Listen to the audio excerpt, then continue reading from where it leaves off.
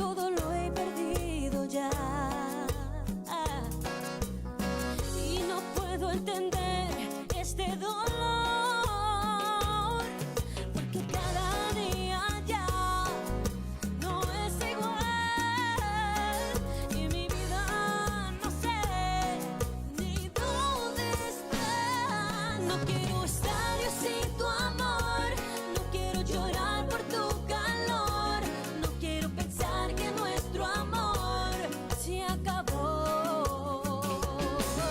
No quiero vivir sin ti, porque no te quedas aquí. Nadie te va a amar como te amo yo. No quiero sufrir con este dolor, y te pido que vuelvas, por favor.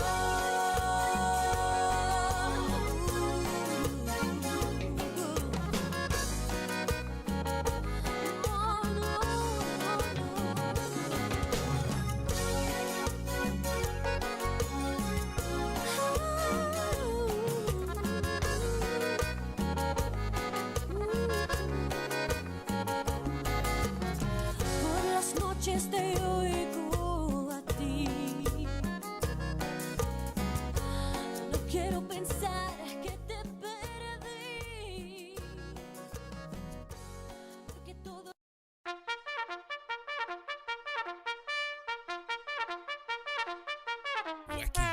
Wacky Wednesday. It's Wacky Wednesday con El Bumper.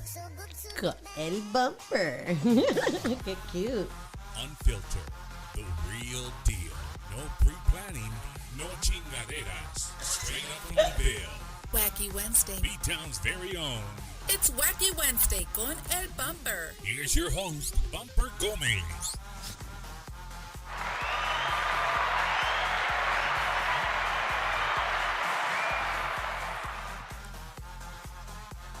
Good evening, and welcome to another episode of Bumper's Wacky Wednesday, man. And I tell you guys what, man, tonight is gonna be super, super fun. Already, like, she hasn't been in my presence for maybe about 15, 20 minutes, and my stomach hurts already, right? She's just super, super hilarious. Dude, but last time we were here, we did that Tejanas Unidas en Cristo, and I had to be like on my P's and Q's. Do you know how difficult it was for me to just? So she was actually slated to go the week after Tejanas Unidas, but you were here. So in my mind, I'm like, I don't want people to just see her, and then she's here the next week acting normal. You know what I mean? So now, ladies and gentlemen, again, welcome. This is the first episode of Rebecca. You're on the first episode of Bumper's Wacky Wednesday on YouTube and Facebook, simulcasting at the exact same time. So I'd like to welcome all the fans from YouTube. Welcome to a live episode. You don't have to wait till tomorrow to watch the show. You can watch it like everybody else live. And, everybody tuning in, thank you guys for tuning in. It's going to be a great show, man. I hope everybody's having a fantastic week here in the San Antonio area. It's freezing. It's cold as a mug. Man. Cold as a mug. There you go. That's how you say it. It's cold as a mug. It's like somebody said the other day, I think God has been playing Powerball with South Texas, and it's like he throws the numbers, and like one day it's 75, the next day it's 23. I feel like we get the leftover weather. They're like, we have all this weather. Where do you want to put it? We'll just send it to Texas. That's where we put all the junk. We just throw it down there in Texas. They don't care. Heck yeah. So, if you're just joining us, if you're joining us on behalf of Rebecca Valadez's Facebook page, welcome. My name is Bumper Gomez, and you're watching Wacky Wednesday. And, this week's already started off crazy, Rebecca. I got nominated for best podcast for the what's the award system? Somebody help me out. There's so many damn awards now. All of them? Chingao, they're going to kick me in the butt for not knowing. Mundial? No, the Mundial just happened. The All-Star. The All-Star Awards. There you go.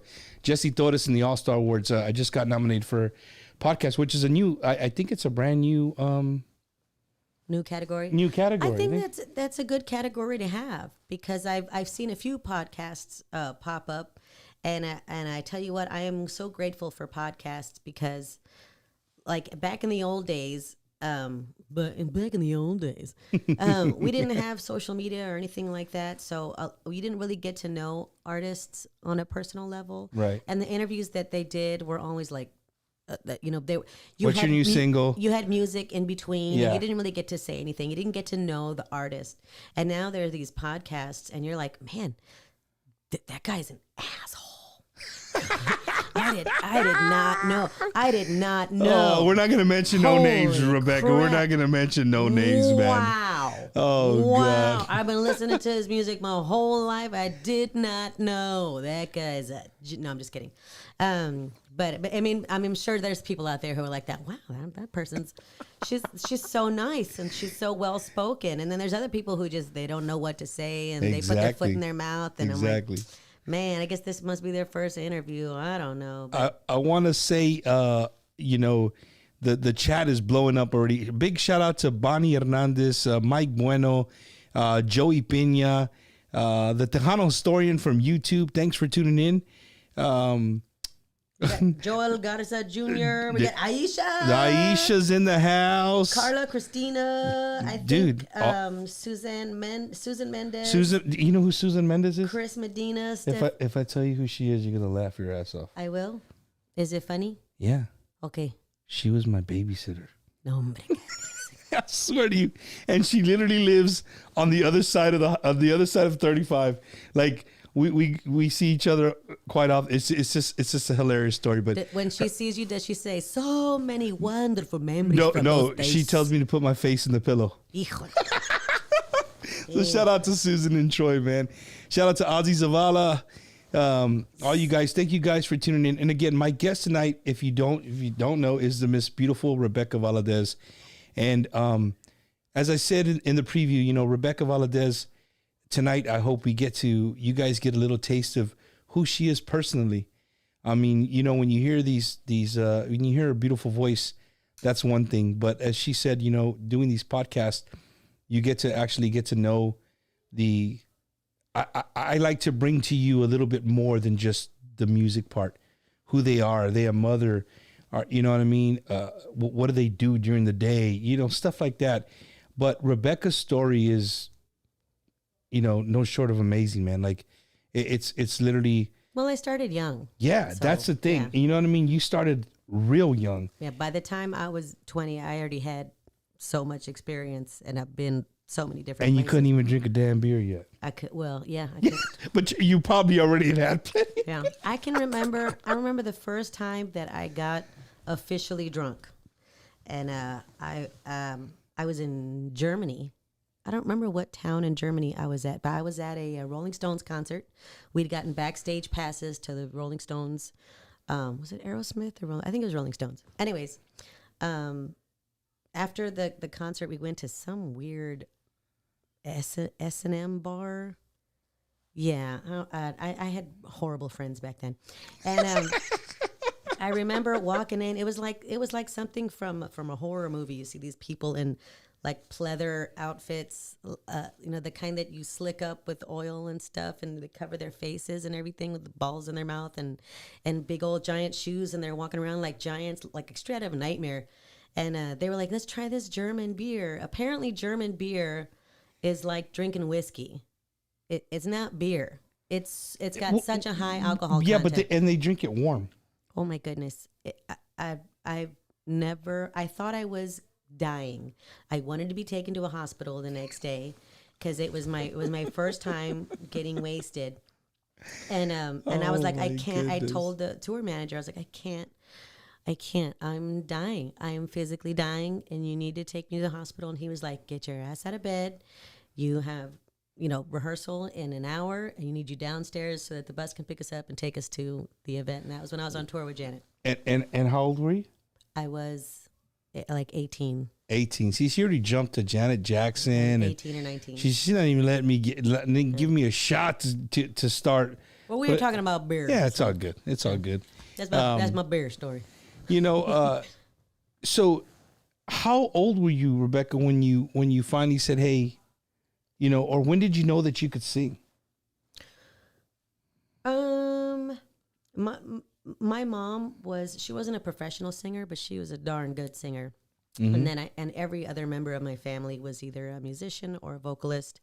My uncle Javier plays the bass and sings. My uncle James plays the keyboards and sings. My aunt Gloria was an amazing vocalist. She sounded just like Janis Joplin, but better. And then there was my mom. And you have to understand, I'm one of those kids that never shut up. Like I was the most annoying child. No ever. way. There's no way. There's no way you were that kid. Yeah.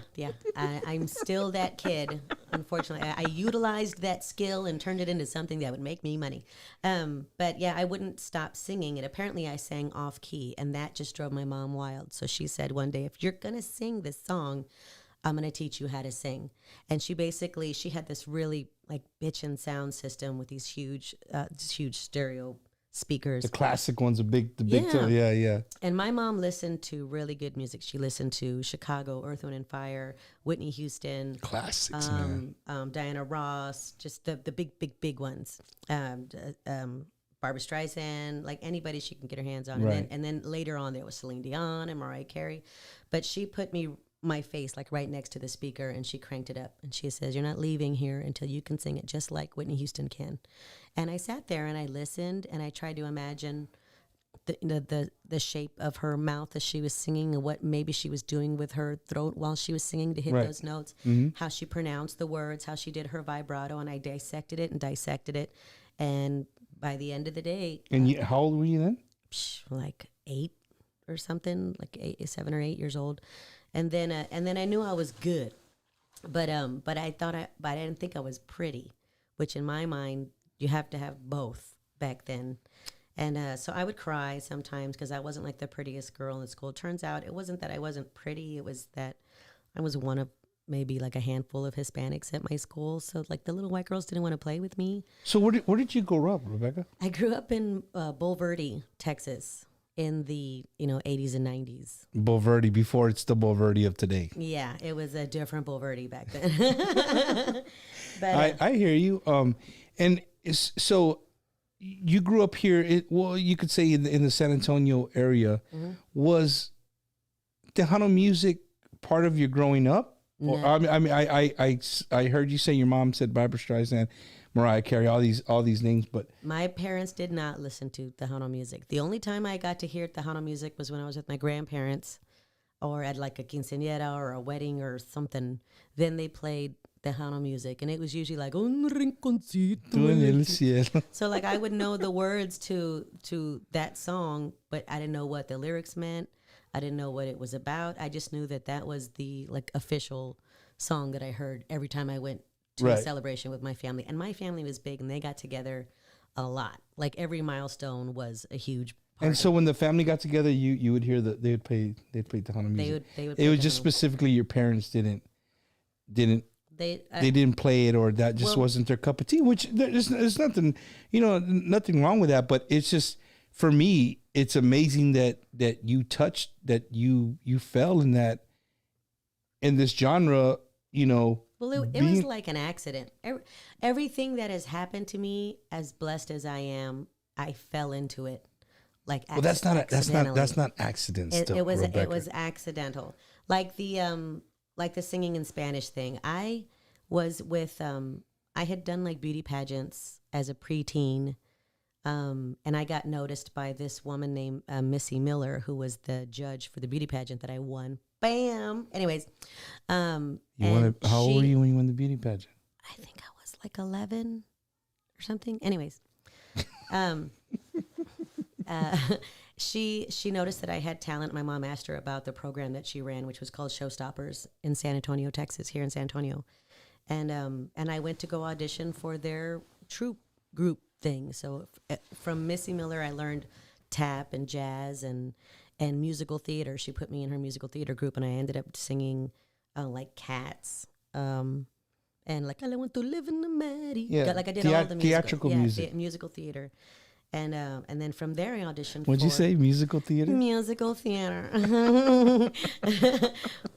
But their troupe auditioned for Star Search every year, or whatever season or whatever. They always had auditions, and they were being held. I remember over at Six Flags. It just opened up back then, and so I went to the auditions and I got it. But they said that they wanted me to sing. Can I sing in Spanish? I said, can you sing in Spanish? Because we're doing this thing called International Star Search, where we get people from all over the world to compete against each other. But I'm from Texas, dog. What do you mean this ain't another country? Yeah, I was a little disappointed because I'd never sang in Spanish before. I mean, my grandparents spoke Spanish. Right. And but not even like predominantly. Like I hardly ever heard them speak Spanish except when she was on the phone and she'd be like, y este. So I told him, este, y. All I know is y and este. That was all the Spanish that I knew. And so in order to be on the show, I had to sing in Spanish. That was their one stipulation. Right. So my mom and my grandma and my grandpa got together and they taught me this. Back then it was Linda Rodstand's Canciones de mi Padre album, which I was familiar with because it's beautiful for one. But we had to pick one super easy song from all of those songs that I could sit and read the lyrics and familiarize myself with the song, memorize the lyrics, and pronunciate the words correctly too. I did, but luckily I'm really good with, I guess, linguistics. I can do impersonations and stuff, which gets me into a lot of trouble. But that was disappointing because I wanted to sing in English because I could have sang the heck out of that show. I would have won that show if I sang in English, but I had to sing in Spanish. So I ended up singing Dos Arbolitos. Han nacido en mi rancho dos arbolitos. But as an 11-year-old who didn't speak Spanish, it sounded more like Han nacido en mi rancho dos arbolitos. It sounded stupid. But so I didn't win. Hold up. Let me slow you down. So it sounded stupid because the pronunciation wasn't correct, or you just weren't carrying. It was obvious that I wasn't from Mexico. And then like what's his name? The host, Ed McMahon. Ed McMahon was like, Buenas noches. He says, did I say that correctly? And I was like, bitch, I don't know. And but I mean, I'm like, shit. I said, yes, you did. And then when I smiled, you could see all the silver teeth, like I had my teeth capped because I had bad teeth. So you know where I'm from in the hood, right? Not that I'm from a hood, but let me tell you though, when you see a kid with silver teeth, that kid got money. No, nobody wants to babysit that kid because he's bad. If they got all silver teeth, that means they're bad. Yeah, they used to call me Jaws. Silver teeth. I had silver teeth. So this show, which one? What was it called? What was the name of the show? It was International Star Search with Ed McMahon. And instead of 2 contestants, there would be 3. So it was myself. It was a girl from Saudi Arabia, and then a girl representing South Korea. Yeah. Back then it was just Korea. Korea, yeah, Saudi Arabia, and Mexico. Yeah, I said representing Mexico City or Guadalajara, Mexico. I don't know what they said, but yeah. So I had to come out and Teresa Champion let me borrow her granddaughter's traje. Yeah, her mariachi suit. And I had a blue traje, and they made me yarn hair. You know, like the typical thing. I had this beautiful long yarn braid. And you've never sang mariachi before that? Never. And then once people knew that I sang in Spanish, then that was it. Then I was always gonna sing in Spanish. So, and here I am. That's what happened. That's the story of my life. That's crazy, man. That's where it all went right and wrong simultaneously. Hey, this guy, Felipe, is like, hey, Bumper, glad you're on YouTube, man. Love everything you're doing. I listen to you when I'm at work, driving, delivering chips. Frito. Nice. Hey, bro, we love all kinds of Fritos. So if you're ever in San Antonio, you want to drop off some Fritos, let us know. We'll be gladly take some chips, Felipe. Yeah. Thanks for tuning in, brother. Heck yeah. I like the salsa verde ones. Oh, those are good. The salsa verde ones. I like it too man, much. so that's kind of racially profiling you in a way, dude. At a young age, it was cool to do that back then. But Rebecca, was it like, hey, if you want to do it, this is what you got to do. If you don't, pues there's a door. Like we'll get somebody. In my view, I was like, well, why didn't they just get somebody from Mexico? Why did they like cheat and bring a little American kid and then say that she was representing Mexico when they could have all the girls that were there, they lived in the United States. They like never set foot in the The one for Korea and Saudi Arabia. Yeah. So I don't know what they were. They were like maybe the airline tickets were too expensive or something. They didn't want to fork over the dough to fly us from our original country of origin or whatever. Oh, man. So you went on national TV. I went on international TV. And clarify, it's international. And you get TV. paid because you have a speaking role on a television show. So I got paid. And then I got paid some more because they re-air it every once in a while. Not today, but back then. So do you still get royalties on it? If they No, they don't play it anymore. But I got royalties for a long time with this. I was in a McDonald's commercial. That's awesome, dude. Yeah. And was it filmed here in Texas? It was filmed here in San Antonio, Texas. It was right outside of the SeaWorld. There's a McDonald's there at the SeaWorld when you're pulling. Where the gas SeaWorld. Station is? Yeah, that's where we filmed it. It was cute. What was your part? Do you remember it? I played the daughter. And it was me, and there was this little boy who wouldn't stop spilling stuff on his costume. They had to reorder we were wearing like biking suits because there was another scene where we rode our bicycles through downtown. And one of those like lycra suits, like full body. Yeah, he had one of those biker, bicycle suits, and he kept spilling like drinks and ketchup and stuff on his outfit. So we would have to stop and redo everything. But it was fun, I was to me it wasn't work. And you were still baby. You were still a baby then. I was still a baby. I was I think like 12. It was around the same time, 1991, 92. And Rebecca, how does that happen? Okay, so you went to SeaWorld for the tryouts of that, and they grabbed you and said, okay, you're going to be a little girl from Mexico. You come on the show, there's that. But then how do you land? Does that open up the gates for you to get the commercial for McDonald's or? No, you have to audition. I had to go, back then I was with a Condra Artista agent here in San Antonio. I believe they're still around. And there's a multitude of talent agencies here in town, but anybody can do it. You walk up to the agency. I think they charge you money, and that money goes towards your headshots and acting lessons or whatever. They put you in acting lessons, and then they send you on auditions. But the thing that I not that I didn't appreciate it, because I did, but like I said, because I looked a certain way, there was only a certain type of role that I could audition for, and it was usually a Spanish language role. So they kept sending me on like telenovela auditions, and I was like, dude, I don't speak Spanish. I don't. How? Well, just try it. Try what? Try reading it, and here's some French. Why don't you try reading French? Try here. You're gonna be in a French TV show. Read these. Hors d'oeuvre. Does anybody, when they see the word hors d'oeuvre, know that word is? You know how the French. I didn't even say it right now. You know how you misspell everything in French. To me is misspelled. Like, how many vowel sounds do you have to have? So was the commercial McDonald's in English or in Spanish? Well, I didn't have to speak anything in it. Oh, you were all. just in the background smiling. I'm try the new McDonald's. And Rebecca, how does that work since you're young? Do they make the checks payable to you, or they make them payable to your parents? They make it payable to the kid, and the kid's got pay taxes on that income. Wow. Money made. So now we're at 12, 13 years old. Mm-hmm. And, as long as I've been doing the show, I love, after the show, sometimes guys hang out and we have a few drinks and we talk, just stories, or we're somewhere, we have dinner, whatever. We just, I love hearing just stories. Like, people like to hear me say military stories. I love to hear musician stories. Like, it's really cool. So, I mentioned to somebody that I was going to, like, you were up one of the artists that I was going to have, that was already slated to come onto the show. And they're like, Rebecca was playing with Grupo Mazz when she was young as hell. Mm-hmm. I was 14 when I started.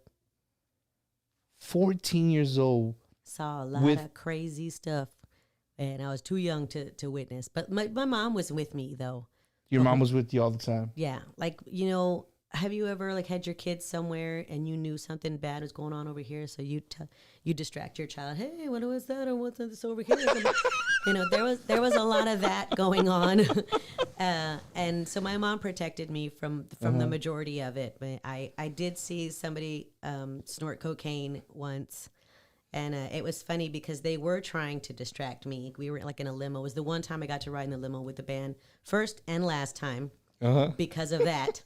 But I was trying to talk to somebody, and I kept hearing like sniffles behind me. And I thought, man, somebody's got a cold. I happen to have some cold medicine in my purse, you know, because I'm a singer. You got to take care of your business. Mm-hmm. And so I turned to say, hey, I've got some, you know, Tussin. Got some Robitussin, and they were like snorting lines literally directly to the right of me while somebody was trying to distract me on the left. And that was the first and last time I rode in a limo with any band members. No more. But you know, I mean, that's it's ugly to say, right? But it back then, especially, you know, I'm sure that was a very common thing. And so 14, and I'm not trying to figure out your age, but at what point in time were you with them? Like in what year? Do you remember the year time frame? 94, between 94 and 97.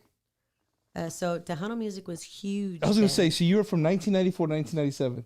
Yeah. That's rock star status. Like that was thousands of people screaming and hollering Rosedale Park. Like, you know, I mean, that's. We packed it in. And that was back when smoking was allowed indoors. And smoke machines. At one point, I think they like banned smoke machines or something, and I was kind of grateful for that because those smoke machines stunk. But like the smoke machines for the stage. Yeah, we used to abuse smoke machine use back in the early Tejano days. So when you would use the smoke machine, does it affect the like? Is it hard to sing in the? Well, you know, it's thick and it has a scent, and you can't see anything, and you know, I'm sure it looks amazing from the standpoint of the audience, but from our point of view, I was like, and then you're, óyeme, por favor. Hey, so what is your, Rebecca, out of those songs when you were there, what is the one that if you hear it, that it like, that's me, like? Oh, no, all Mazz intros are fantastic. When you just hear the intro and you know it's Mazz. Man, like that song I was listening to in the car, the Roger Zapp, I Want to Be Your Man. When you hear the beginning, boom, boom, boom, boom, do do do do do do do do. Oh my gosh! Then you're like, that's my jam, bitches. Hell yeah! That response that I have towards that song was the response that the entire audience would have for every single Mazz intro. It was like. It was the same with Janet. I mean, obviously on a much larger scale, but the people were that intense when they hear the intros of those songs. Like it blew their mind. The vibe and wherever you were at was probably the electricity in the room was probably nuts. But again, back to the question, like, do you know what part or what song out of the the years that you were with that legendary group, you know, what stands out to you? Like, what part where like when you heard it, that you hear yourself? You know, maybe not just a song, but when you hear like your part. Oh, like the Vuelve Conmigo was the first thing that I recorded with them. I mean, it's so funny too because I was trying to establish my own career in the Tejano music industry, and I had done my album. I've done 2 albums, and then I got some singles that I just released.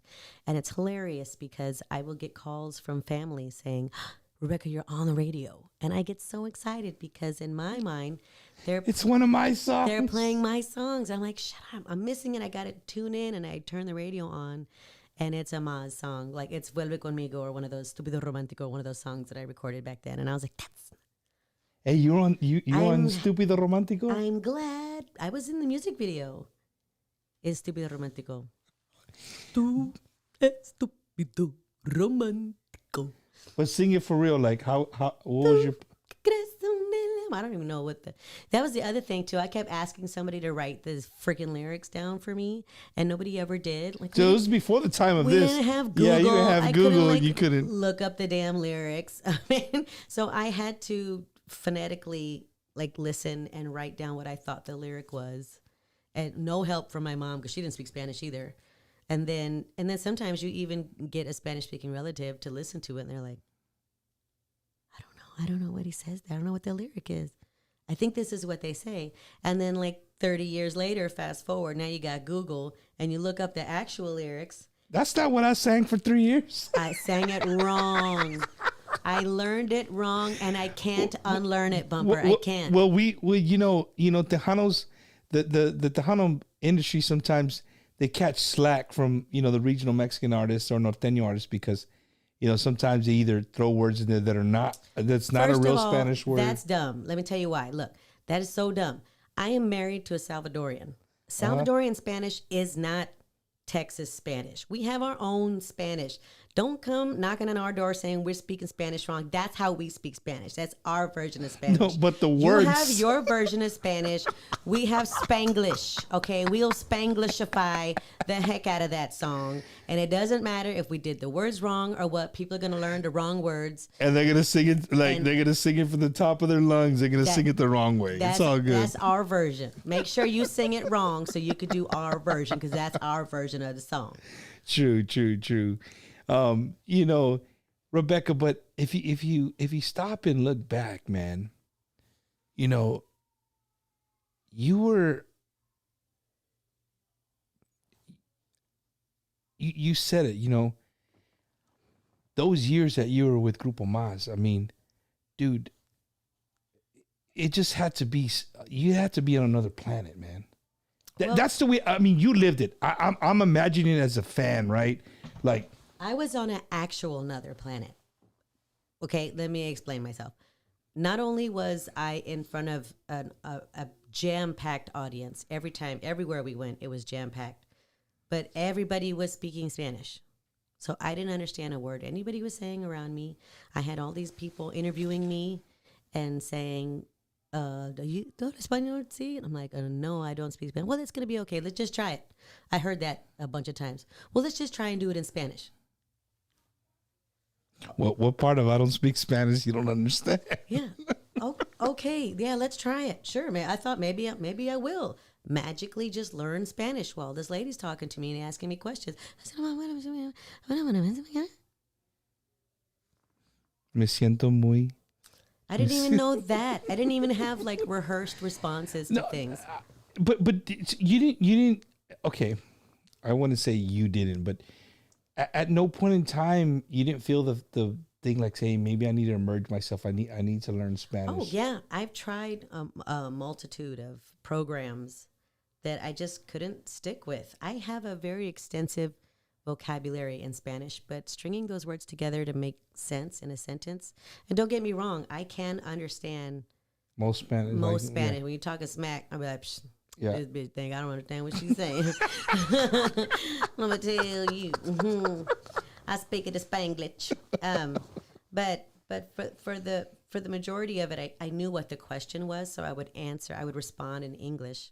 But in my mind, people that can speak more than one language, it's like a superpower. Oh, it is. And I think, you know, if you're not if the Spanish is not your first language, you know, what I have a big issue with is sometimes you want to tell somebody exactly the way you would say it in English, and you know every word that you want to say in Spanish, right? You know what the word is, and you tell them exactly the word for word how you would say it in English. And it's totally backwards.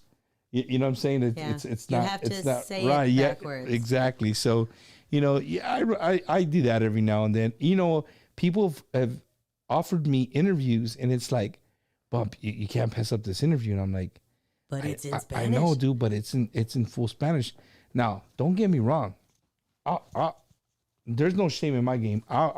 If it comes the day that it comes, and I get to do it, I'll do it. And you can chop me up after the show, but I guarantee you this, you're going to laugh, and I'm going to get my point across, and that person's going to understand exactly what I'm trying to ask them.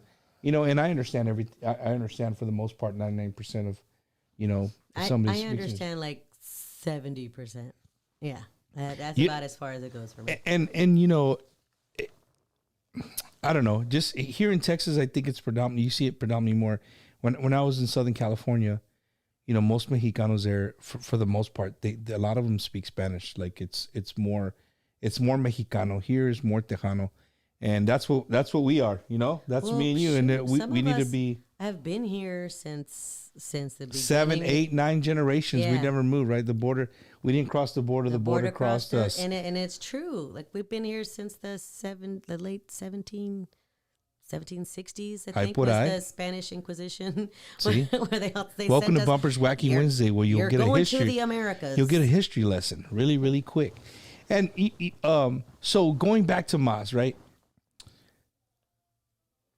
As a young girl, I mean, walking onto that stage with so many, was that the first time you had played in front of like audiences like that, like huge audiences? I played in front of huge child audiences. So before I was with Grupo Mazz, I did this tour. You're going to laugh. It's almost embarrassing to say it. We got to know. We got to know gosh. Rebecca Valadez's story. Before I was with Grupo Mazz, I had a song on the radio that played on KTFM. And God, I can't even remember what it was called. Anyways, it Treat Her Like a Lady or something, or country? No, it was a pop song. It was a dance song. Yeah, I wanted to be a dance superstar. I was like superstar, and I ended up landing this job as the opening act. Wait for it, for the Teenage Mutant Ninja Turtles, and they did a musical theater tour.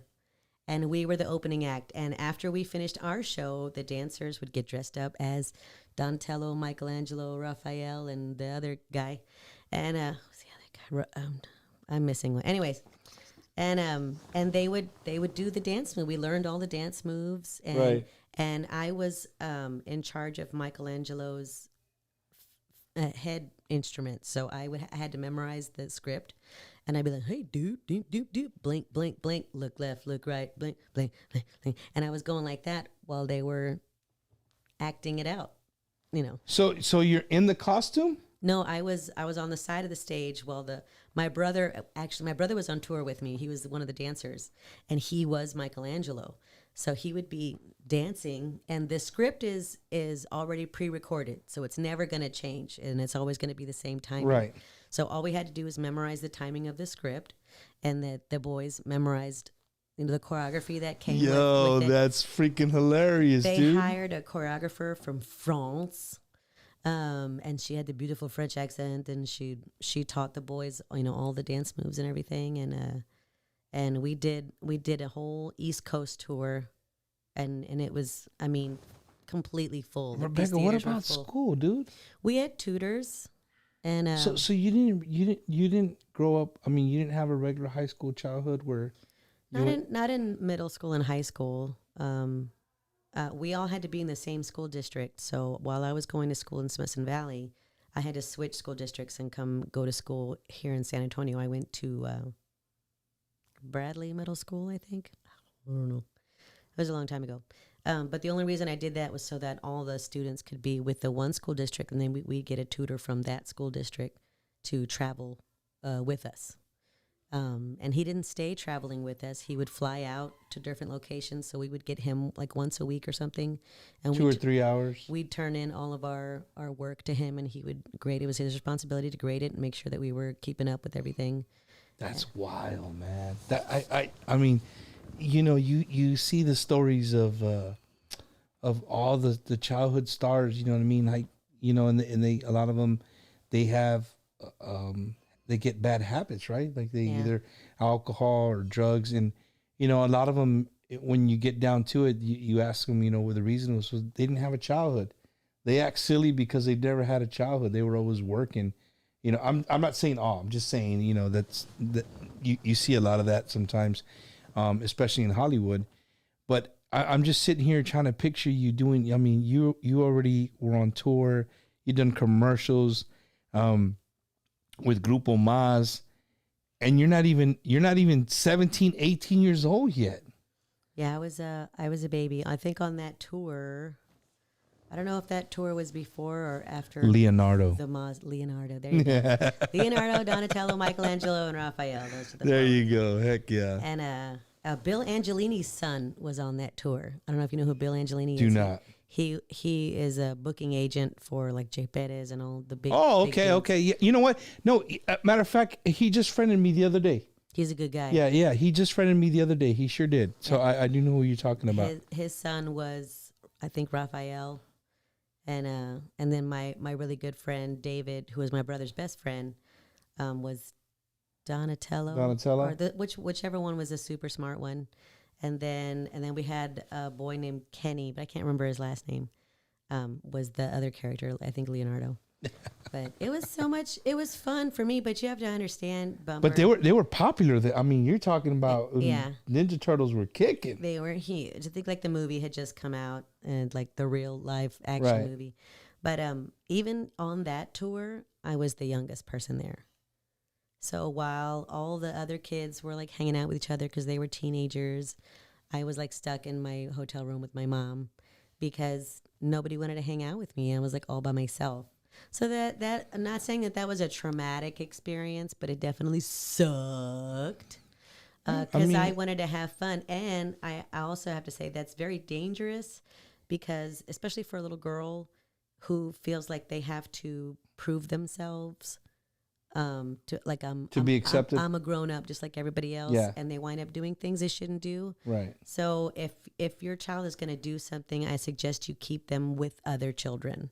So at their age, so at least they can have that. They're not trying to act up higher than the age they that they can are. act their own age with their own peeps and stuff. Don't ever do that to a kid. Make them the only young person, because that was me every single time. I was the youngest person there. I was the youngest person during all my younger touring days, and then when I made it to Grupo Mazz days, I mean, come on, I was like 25, 30 years younger than everybody there, and then on the Janet tour there.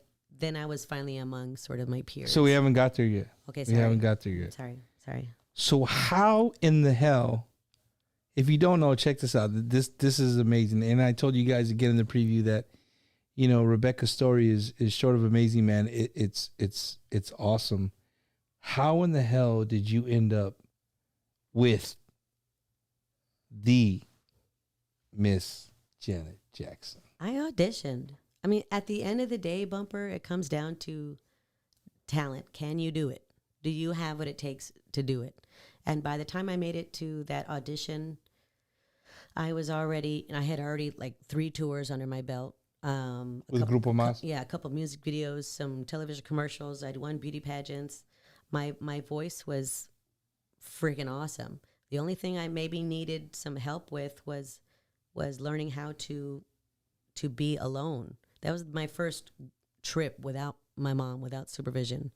And how old were you? I was 18 when we left. Our first stop was in Rotterdam. So to back up a little bit, like how does somebody find out that Janet Jackson needs some backup singers? Like, I had a manager.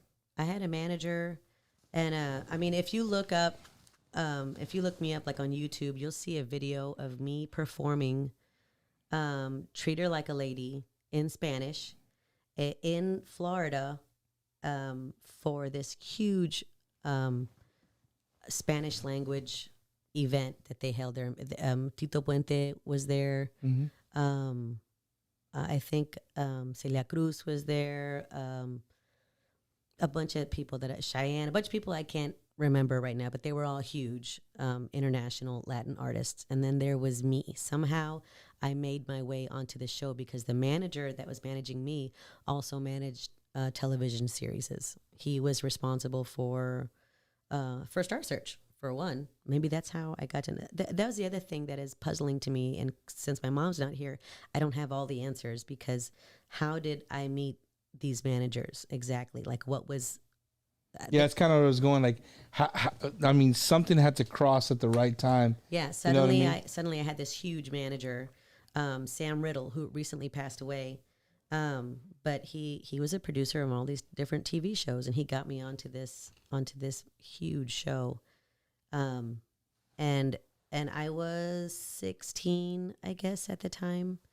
And from there, he introduced me to somebody named Jeff Mullen, and Jeff Mullen was he was a piano playing savant. He was like a child prodigy, and he played keyboards on tour with All for One.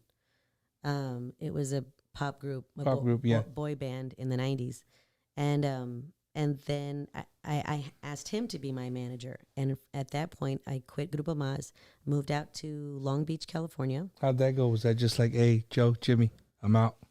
Yeah. Just like that? Yeah. Their business was pretty shady back then. There was a ton of drugs and all sorts of shenanigans going on, and I didn't really feel like that was the right place for me, regardless of how much success I was seeing. Mm-hmm. So I told my mom I want to concentrate on my English language career because I speak English, because that might be a good hint where I should go. And so we dropped everything, and Jeff brought us out to Long Beach, got me a personal trainer, and I lost so much weight. I was a size 0. Damn, like that, dude. Like you had to get a train. Like yeah, that was my job, was to lose weight. I think I lost around 30 pounds. I was a size 0. I had like a little 6-pack going on, and I would demo all of these singles, these songs that we would show to record labels. And I was going to the presidents of record labels. I went to the president of Virgin Records. I met Jimmy Iovine with Interscope Records. I met the bigs of the bigs. I didn't like deal with peons. The little peons. Yeah, you went right to the I didn't deal top. with the peons. I went right to the top. And there were other girls in my category that got picked up. So there was Christina Aguilera. J-Lo had just gotten signed to Sony. When I was talking to Sony, I ultimately ended up signing like a letter of intent, I guess, or a publishing deal or whatever with Sony, and they shelved me. And while I was shelved, J-Lo came out with her album. Not saying that they thought I would be... But Rebecca, J-Lo, I mean, from what I know... But I got invited to her album release party. So that was my consolation prize. But singing-wise... It's about who are they going to make more money with? Somebody that people already know. But I mean, how did we know her? She was in Living Color. She had done Selena already, and then she had done a movie with like Wesley Snipes or something yeah, before Money she Train. did her music career. Yeah. So okay, I'm with you now. If she already made Selena, well, of course, you know what I'm saying. So I got shelved. I got shelved. You know Gabe Garcia, country singer. Probably. He was on Nashville Star, kind of same story as you, Nashville Star, and that's the first time I ever heard the word shelved in an artistic way, right?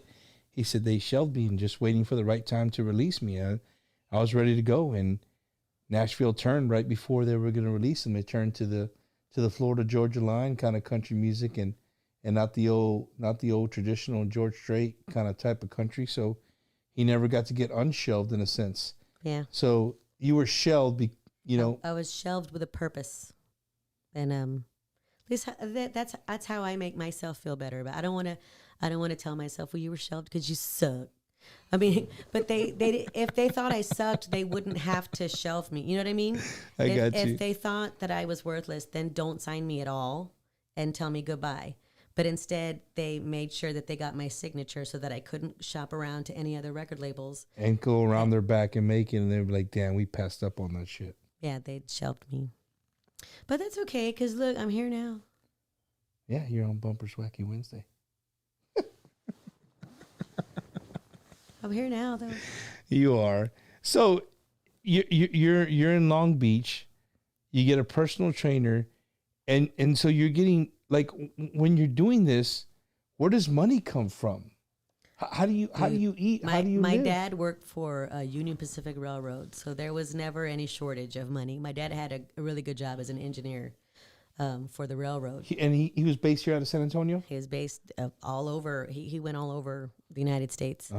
So Mom was like, we're leaving, and you're going to have to rent us an apartment in Long Beach and pay for this and that and pay for the trainer. It wasn't like our manager paid for it. My parents paid for it. I wasted a lot of their money, and I'm really sorry about that, Dad. No, I mean, well, I mean, you know, Rebecca, I wouldn't say wasted their money. We you know had what I good mean? intentions. I really did come out of it with some really great experiences. And I think people, when they think, oh, well, she was with Janet Jackson, but she didn't do anything after that, that's some bull crap, because after Janet Jackson, I was a vocal producer for various television series, and I was on the Wayne Brady show. That show won 4 Emmys. When were you on the Wayne Brady show? What years? Good Lord. My daughter and my wife were on the Wayne Brady show. The first season, when they first picked up Wayne Brady, it was still a variety show format.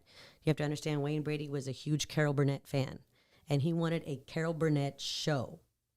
So we had artists like Justin Timberlake, Brian McKnight, Ben E. King. This is in L.A., right? In Hollywood, right? This is in Hollywood. So my wife, I was actually deployed, and my daughter Jackie was just born. She was a newborn, and Wayne Brady was doing his show, and he wanted a mom and daughter to do baby yoga.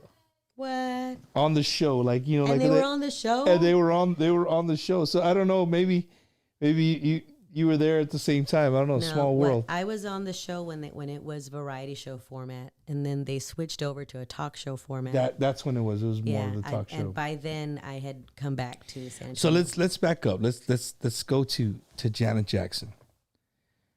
This young Chicana from San Antonio, Texas, Bulverde to be exact, is now with the legendary Janet Jackson. It was fun. Do you when you do what you're doing for somebody like that, and I'm speaking as a fan, because I'm sure people they wonder the same things that I wonder, right? Is there a relationship with her? Is there like a personal? Not where, like, you know, you guys are just every day all day together, but do you build up a personal relationship? Like, I mean, does she know who her dancers are, or is it just like she is in close proximity with the dancers at all times? So they're like a little family. So there was they called it the A group and the B group and the C group. The A group was Janet and her dancers, and then the B group was the band, and then the C group was the crew. So the dancers needed to be together because, you know, they did all this rehearsing together. The band, we rehearsed separately until such time as all the choreography was finished. Then they brought the dancers in to dance to what we were doing. And I mean, it was precise. I remember Tina Landon, who was a choreographer, she would come in because we would record our rehearsals and then send them over to the studio. Now this is where Gone with the Wind was filmed. It's the same studio where Gone with the Wind was filmed. And I don't remember what town, Sherman Oaks or Burbank or whatever. Anyways, so we're talking about huge sound stages that we had blocks of that we were renting.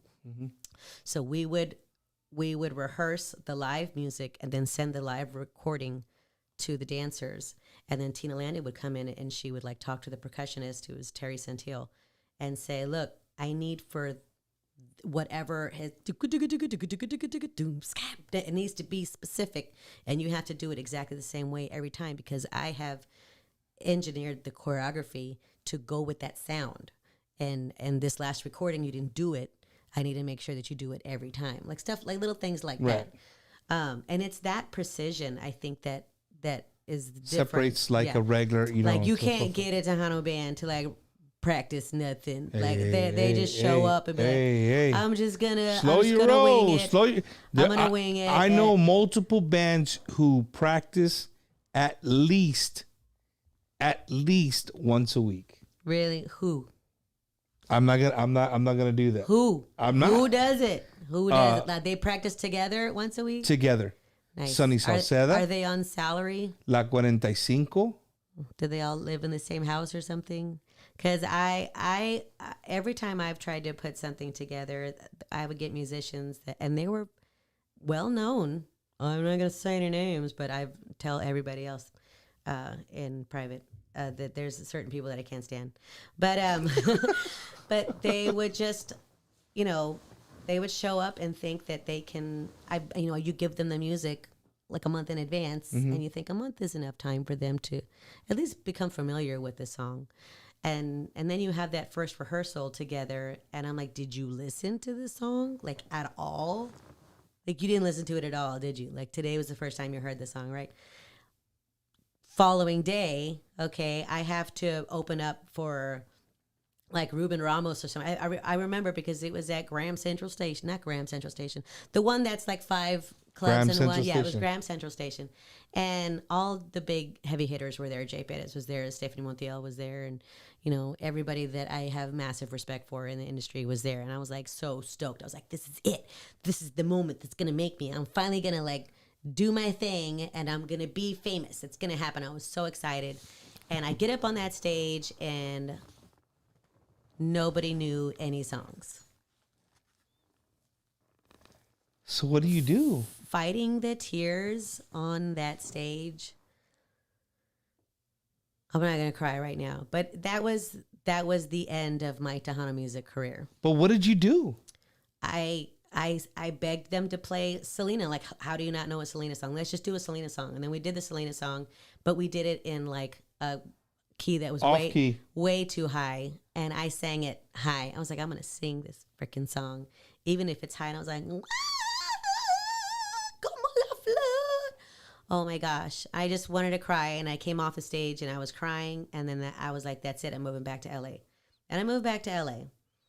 So From that one. well, how do incident? you come back from that? How do you come back from absolute embarrassment? Well, Rebecca, you bring up something that's kind of touchy, and you know I might get some. They won't. They know I mean well.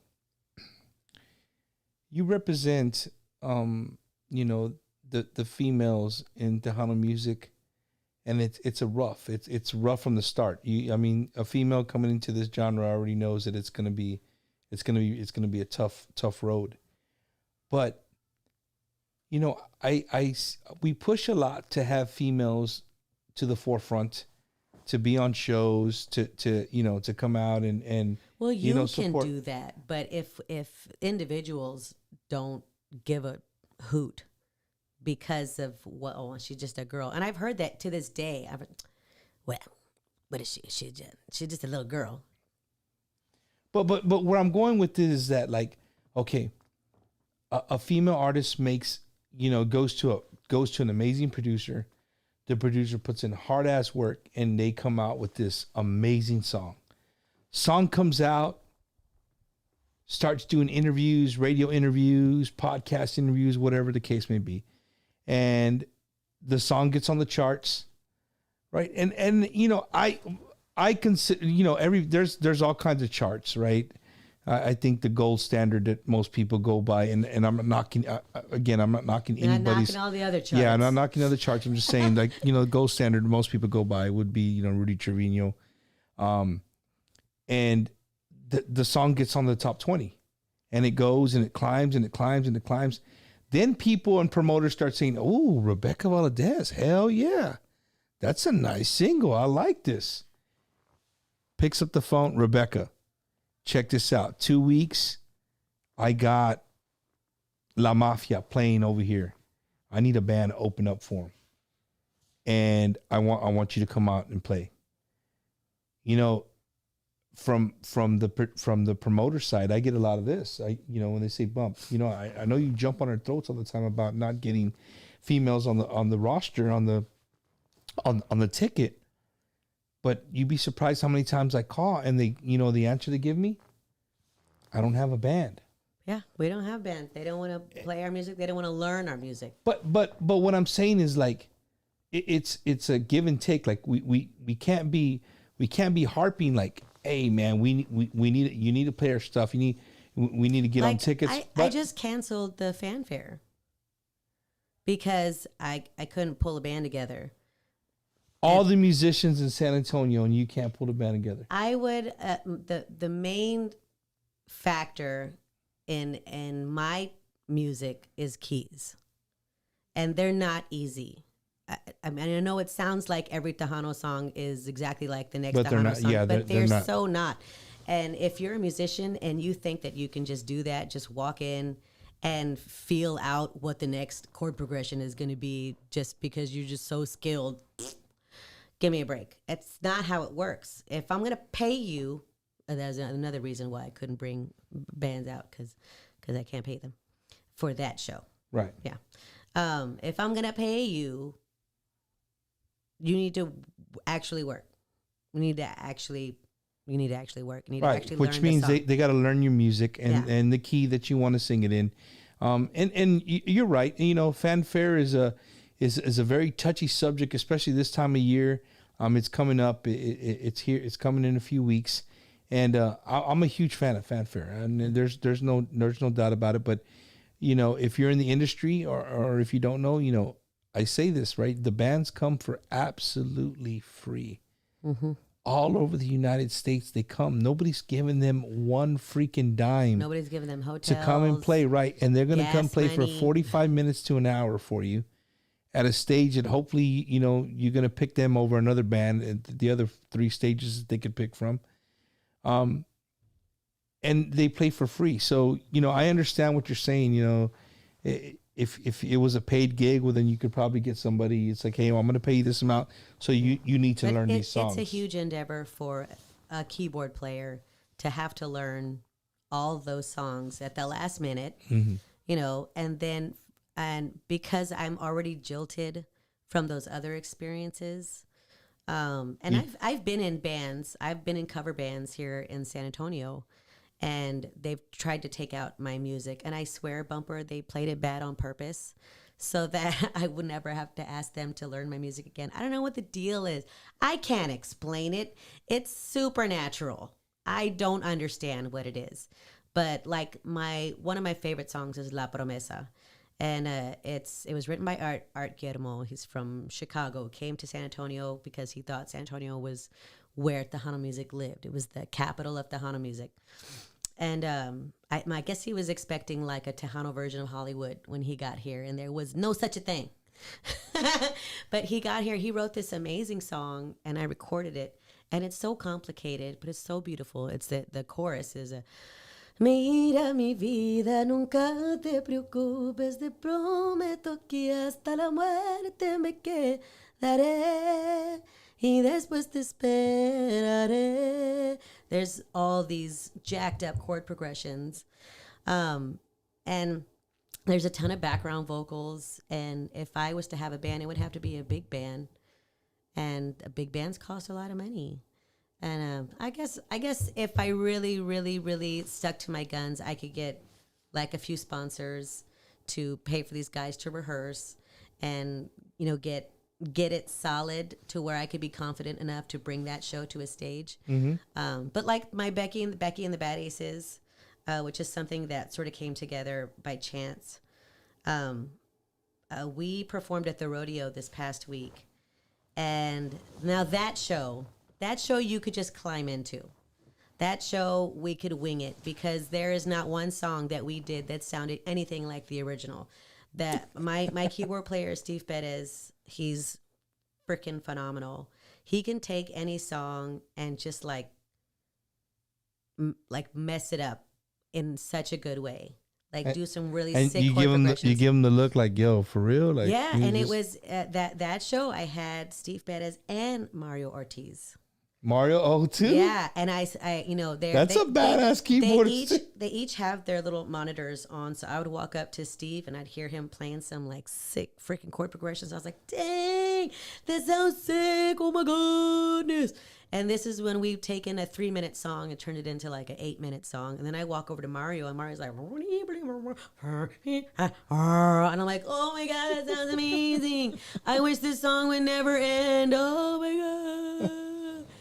That show, first of all, you'd have to be badass. That's why I recall the Bad Aces. But you can, if you're sick, wicked, freaking ridiculous, talented, you can walk onto that and just screw up the whole show in the best way possible. And I wouldn't mind. But with the Tejano music, in my mind, it has to be on point. At least get the chorus correct. Yeah. You know. Well, there's going to be, there's going to be a lot of people upset that you're not going to... There's going to be like 2 people upset. No, I mean, like there's somebody already on here is... You really angry with me. 2 or 3 people. No. Somebody on here says, I couldn't wait to see you Sergio Barbosa's like, man, love it. Hope to Sergio, meet. I am still performing, but I'm performing at the fiesta, like the spring break fiesta thing at Market Square.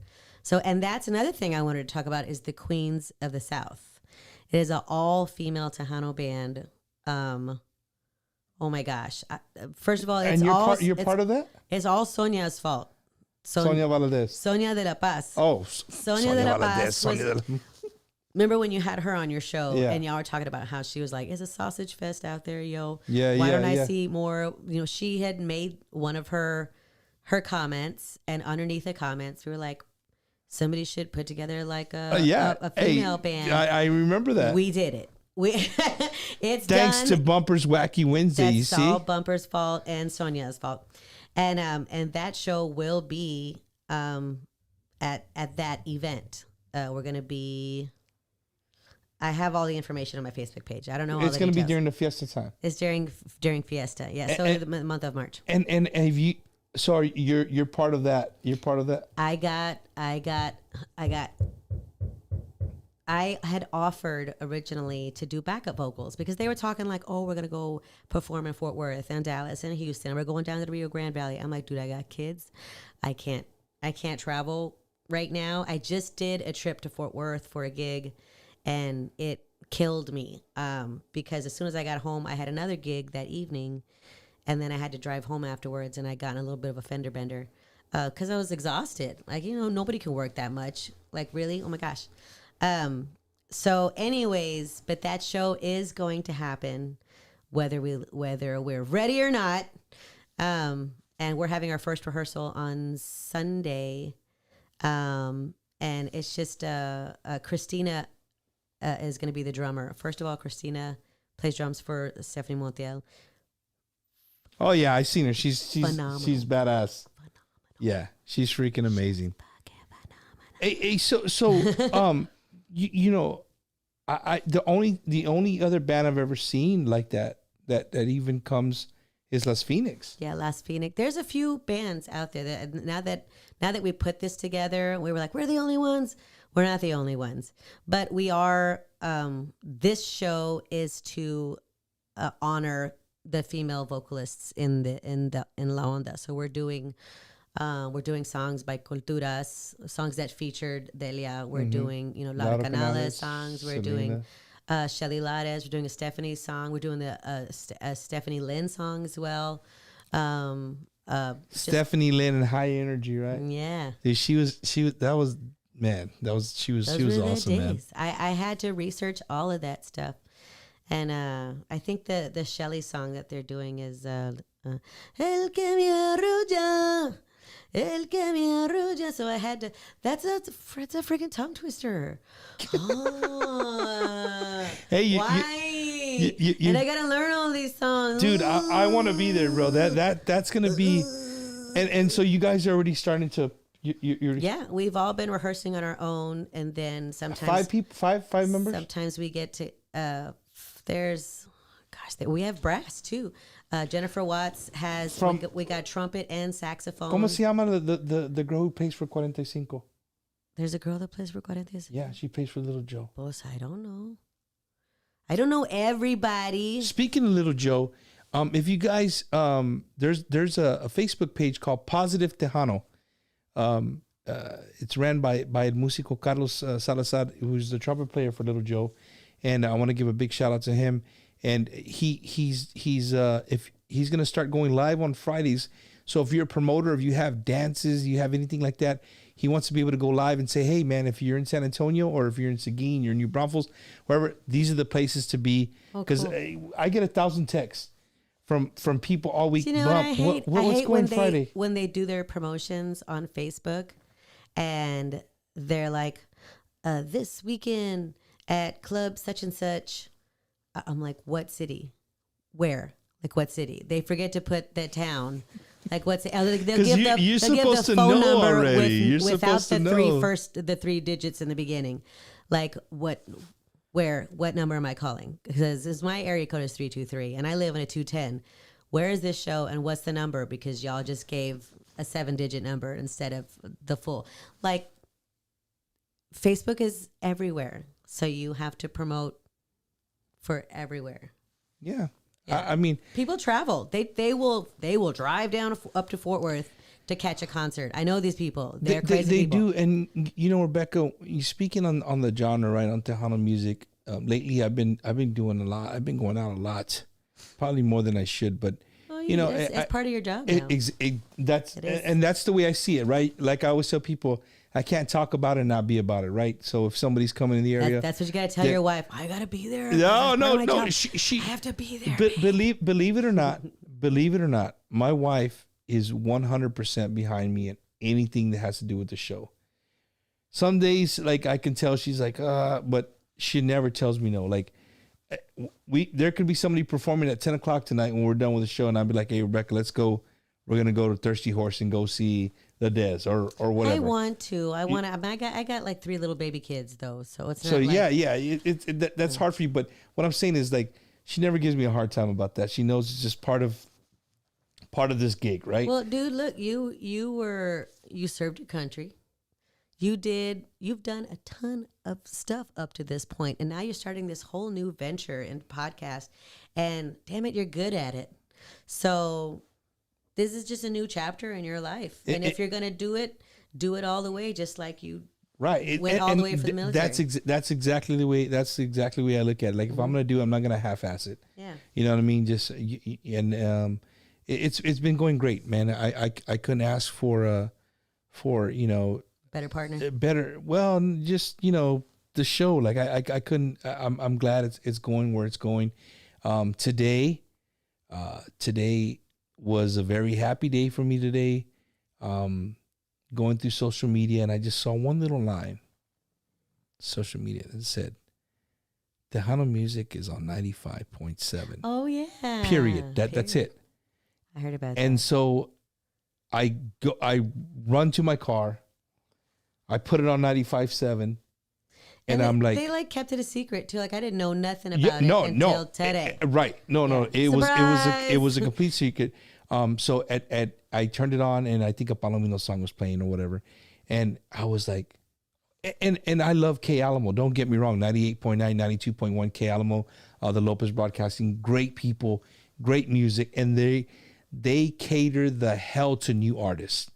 That you cannot take away from K Alamo. Those guys are all about new music and promoting new artists, and that's what I'm hoping that the new 95.7 does.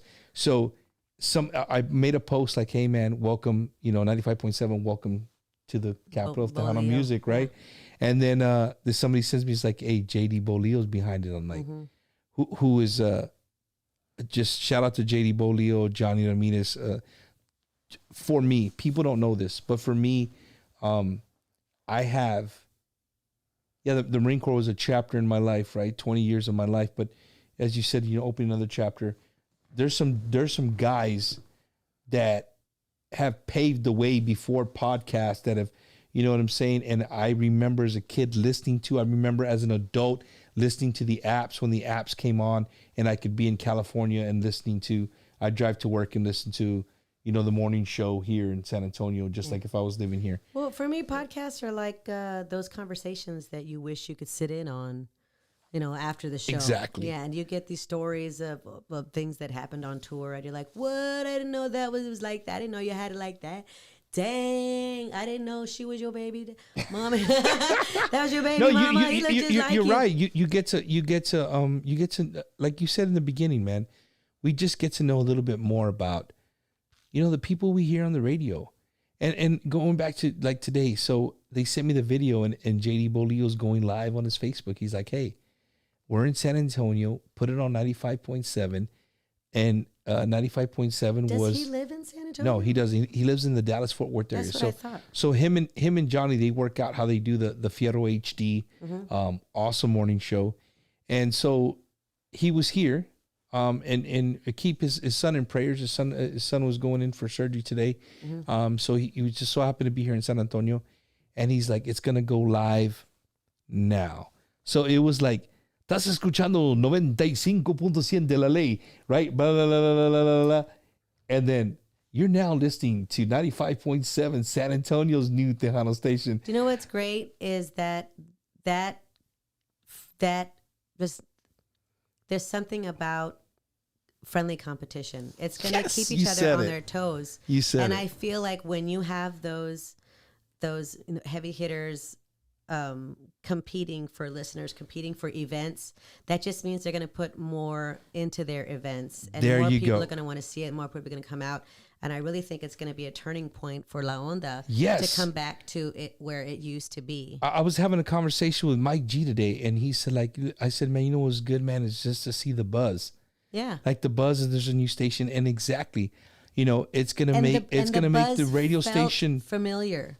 It felt like the old days for a minute. But at the same time, Rebecca, like, you know, when you hear the people and you see the comments all the time on TikTok, so Tejano's dead. It's better heard mute when it's on mute. Like, it's not going anywhere, whatever. If it's not, why the hell would a multi-million-dollar media company come to the city of San Antonio and buy a radio station and go live with it, right? If there's nothing coming of it, right? Mm-hmm. But they just did it in Victoria, Texas.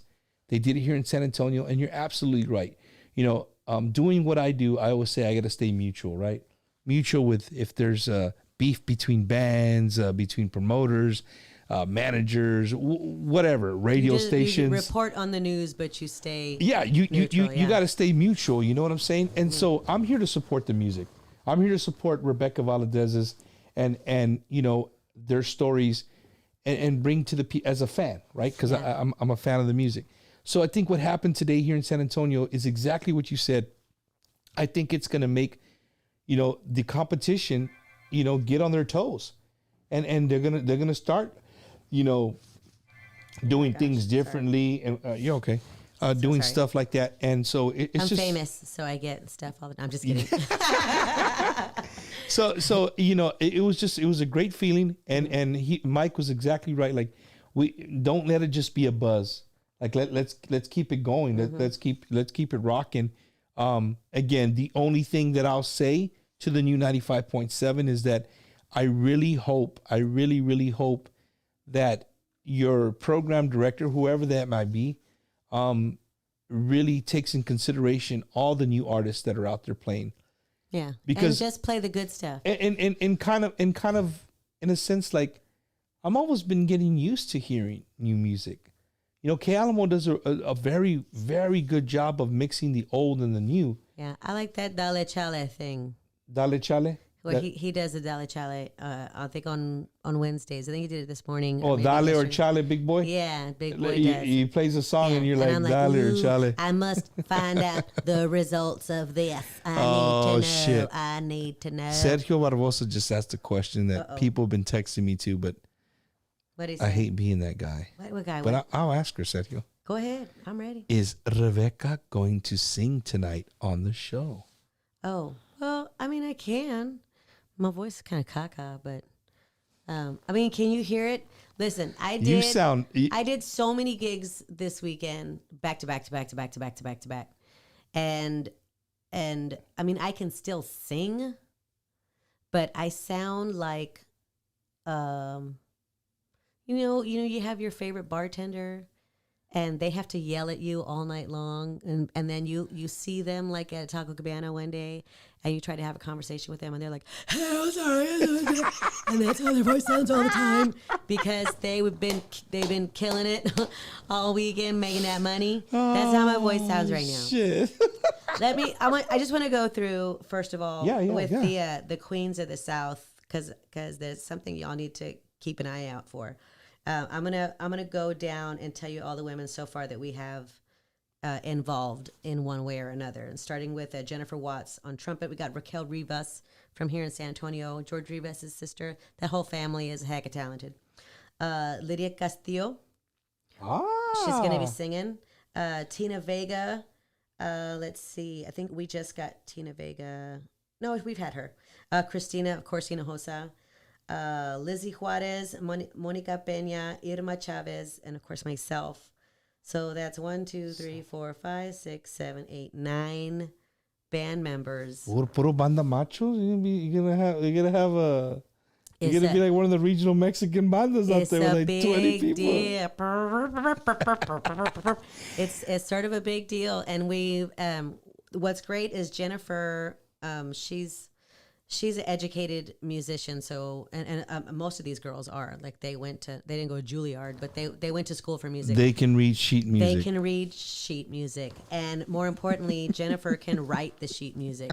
So we're getting all the horn parts have been written out and they've been emailed out, and the women we're trying to be meticulous because we want it to be good. We want it to be successful, not just because we want to sound good, but we want to give honor to these women that that we're putting up on a pedestal at this event. I'm a huge fan, Rebecca. I am such a huge fan of Laura Canales. Laura Canales, dude, that woman just I never met her. Dude, let me tell you, that woman demanded you gave her your attention in whatever room she walked in. I was probably 10 or 11 years old in Beeville, Texas, and my mom and dad would bowl in a bowling league in the small bowling alley in Beeville. And one of my dad's good friends, I'm not going to say his name, right? One of my dad's good friends was a boxer. And he actually started dating. He was a boxer and he worked for a beer company in Beeville. My dad worked for Budweiser and he worked for Miller Lite, opposing, right? And so, but, nonetheless, they were very good friends. Well, he would tell, even then, Rebecca, I love Tejano music. I love Chicano music. Like, I grew up with that stuff. That's was what I loved. And so I knew who Laura Canales is. Like, Try to imagine, like, what kind of stuff did she have to deal with as a female in the industry? But here's where I'm going with it. She walked into this bowling alley, and she walked in, and I swear to you, you think of a bowling alley full of cigarette smoke because you could smoke back then. Mm-hmm. Like, these people are just, everybody stops what they're doing. I don't think there was a bowling ball rolling down the thing, no pins. It's like you could hear a pin drop in there. Because when she walked in, she was just so beautiful, man. And everything just stopped. And I can still clearly remember her walking into the double doors, coming in and then sitting down with my dad's buddy, and I was just in awe. I was like, man, this is crazy. Laura Canales is here in our bowling alley, but again, hanging out with musicians, man, many, I got a good friend of mine who said that somebody we know very, very, and again, I don't want to throw names because I don't want people to come back and be like, Bob, I call. Quick story, Laura Canales, so you could see what kind of person she was. She was told that she was going to open up for somebody a lot younger than her. Oh, yeah. And the person she was going to open up for, their family ran the band. And so the guy who owned the club, he said, hey, you guys are going to go on at this time. And he's like, we're not opening up. If anything, they're opening up for us. If I had a nickel for every time I heard that conversation with Grupo Mazz. Dude, so Laura walks in and she tells that owner of the club to get the fuck out of the room. Get out. Get out of the room. And she's one-on-one with the other band. With the other band, the person who runs the other band. And literally just starts cussing him out. Wow. Saying, who the F do you think you are? If you think that I'm going to open, and at the end of the day, she got her way. Nice. She closed the show, right? The other band, but she was a very, and it goes back to what you're saying, right? Like, can you imagine what she started? Like, she probably had to build up to that. Like, she was callous. They probably thought, well, she's a girl. She'll let us do it. Yeah, but after so many years that she probably became callous to like, You know, bro, there ain't shit you gonna tell me that I ain't never heard. Anda, dile a tu esposa que tú debes ir conmigo. You know what kind of brass balls you gotta have to first of all say, yeah, I think I'm gonna sing that song, and we're gonna release it, and I'm gonna perform it at every single show, and I'm gonna sing it straight to your wife, like to her face. I mean, I think I saw her perform once. It was like a big open hall. And I was like, who's that? And I said, you don't know who that is? I'm like, dude, I'm 14 years old. I don't know who anybody is unless it's like Disney. I don't know who that is. And they would try to explain it to me. I had a lot of people try to explain things to me back then and I think I told somebody, like the knowledge that was wasted on me because I was so young, and the experiences that I had. I wish I had known what I was seeing as I was seeing it, so that I could appreciate it as it was happening. But I had to wait 30 years to understand what it was that I witnessed, and that I was in that moment when history was being made. If I had known that Selena was going to pass away, I saw Selena perform once. I've never even so much as shook her hand, but I saw her. I don't know if we opened up for her. It was here in San Antonio. Right? You can remember. I remember what she was wearing. She had that red bra thing on, and she had bangs, and her hair was in a ponytail or something. And I knew in that moment that she was like a huge superstar. I was 14. But when I would see Joe Lopez perform, and I would see all the women like friggin' swoon or whatever, and in my mind I was like,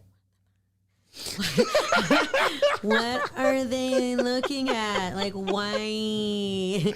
But back then I was into like Keanu Reeves, and men that I was attracted to didn't look nothing like no Joe Lopez. So I couldn't understand again. Oh, fucking Rebecca! That moment was wasted on me because I didn't know any better. That I wasn't. I could see you on the stage looking over. I could see at the stage looking over, looking at these ladies, looking at these ladies like, yo, are you guys seeing some shit that I'm not? What are you looking at? My aunt Elaine was a huge Joe Lopez fan. And she would want to come with, my mom and I when we would go out on the road, and we'd bring her. And can I meet? Oh my God, I love Joe Lopez. And why? What you but for you, I mean, it was work. Like for fans, I mean, it's something different. I mean, Joe Lopez. Yeah. The music that they put out is nothing short of genius. Dude. And Jimmy and Joe. I didn't appreciate it back then. And like, I was a stupid kid. Jimmy and Joe, man. I mean, those two were just, they are legendary performers, man. And, I love Mazz just like anybody else. I was hurt when they did the split up. And, I really grew to love Jimmy Gonzalez. I mean, did you never went back with when I got, to work with Jimmy. And that was one of the things that my mom made me move back home for. She said, Jimmy wants you to help him out, record this new album. They broke up, and he'd like for you to come and sing background vocals. And I was like, nah, man, I'm good. I was living in Venice Beach. I was living in a bungalow in Venice Beach. And I was rollerblading every day to Santa Monica and back again. I was like, why would I leave this? And I did it. I left. But I mean, it was worth it. We won Grammys. I remember going and listening to that first song that he did, which I think was "Getting Up Inside," was the first single. We cut all the background vocals, and he was very insecure about his voice. So he did that vocoder thing that Cher did. But he used that. I think he was one of the first people to use that in the Tejano music industry. Because he just he wasn't 100%. Secure with his vocals. Right. He wasn't the singer. Joe was. But I heard it, and but he sang though. Like well, this is how I explained it to him. I said, you don't have to be a skilled singer. You have to be a skilled storyteller. It's not in if you hit the notes correctly. It's in the delivery. And you are a storyteller. There's something about not only his voice when he sings, but the production of his songs have a magical thumbprint on it, and that is Jimmy. And I was worried that after Jimmy passed, that the boys couldn't emulate that sound. But then I heard some of the stuff that they were doing, and I was like, "That's it." How did you recreate it without Jimmy? I mean, Mike and them are. It's if you think about it, Chris, Mike, Johnny Rod, the keyboard player, Johnny Rod played, but Chris played with Jimmy. I'm having a brain fart, man. Forgive me. Don't fart your brain. No, the accordion player. He Rocky played with Jimmy. You know, Mike was the leader of the band. You know, I mean, Jimmy, yeah, he was Jimmy Gonzalez, right? But Mike was the one who, kind of ran the band part. And so the music's still there. You know, the voice, of course, can never be emulated. I mean, the guy was just great. And where I was going with it was like, you were in the studio with them, and not too many people can say they had the great honor of being in the studio with such a legend like Jimmy Gonzalez, and his work ethic when it came to putting out a song or putting one together was, I mean, people talk about it to this day. Like the guy was just a perfectionist. Jimmy produced my first single, which was the biggest hit I've ever had. I've never had another one after that. But the No Quiero Estar Sin Tu Amor, Jimmy produced that. That's the one we opened up with, right? Yeah, I wrote that song with some friends in English, and I showed it to him. I was like, "Look at what I did. I love this song so much." That song originally that I wrote, it made it onto my second album. It's like the last song of the second album, and he heard the song and he was like, "Can I take this? Because I hear something different. I'm gonna take the song and I'm gonna turn it into something. Would you let me take the song?" I said, "Sure, take the song." And he came back with No Quiero Estar Sin Tu Amor, and it was brilliant. And it had that sound. It had his sound. It had the Jimmy G signature on it. Yeah. It had it on there, and I was like, "Holy crap, this is amazing." We recorded it at Oh So Good or Rap City Street Studios. And Mac Damon, his name's Mac Damon now, but back then it was Matthew Gallegos was the engineer, and we had all these like celebrity musicians come in and record it, and I remember thinking this could be a thing if I could just get Jimmy to keep producing my shit. But he was a very busy man, and I was busy as well. I had all these other obligations I had to do back and forth. I did the High School Musical, Get in the Picture TV show. I was a vocal producer on that show. Jesus, and not the movies. Don't get it twisted. I wasn't the vocal producer on the movies. I did the TV show. But still, I've done all these different things, and it's like I don't know. They keep hitting me on YouTube. Just for a little bit. What do they want? I'm going to play La Promesa. You can put on your headphones. I'm going to play La Promesa from here on the Bluetooth, and maybe you can do just a little vocals for the people watching, because I know a lot of people want to hear. That song is so high. I recorded it when I was like a baby. I was like a baby. Well, she's not a baby anymore, so you guys got to, here it is. La Promesa, Rebecca Valadez. See if I remember the words. This is the one and only music video I ever did. Yeah? Yeah, and I saw myself on camera, and I was like, I'm never going to do this again. La Promesa, Rebecca Valadez. See, my voice is beat out. It's beautiful. My voice is drunk. Woo-hoo. See, I don't remember the lyrics.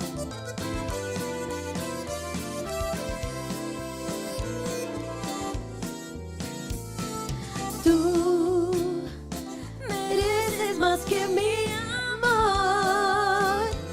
Te debo todo lo mejor que el mundo tiene que ofrecer.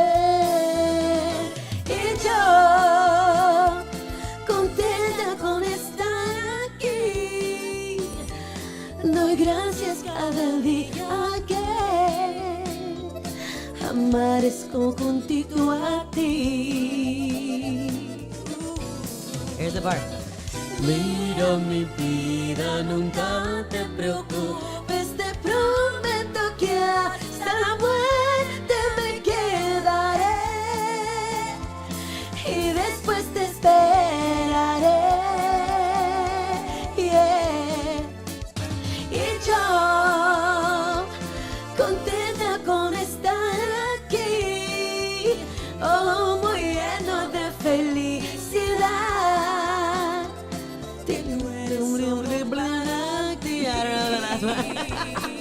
I'm so sorry. It's all good. It's all good. Mira mi vida, nunca te preocupes. Te prometo que hasta la muerte me quedaré. He's super high right now. I miss that voice. You still got it in you. Tú llegaste como bendición,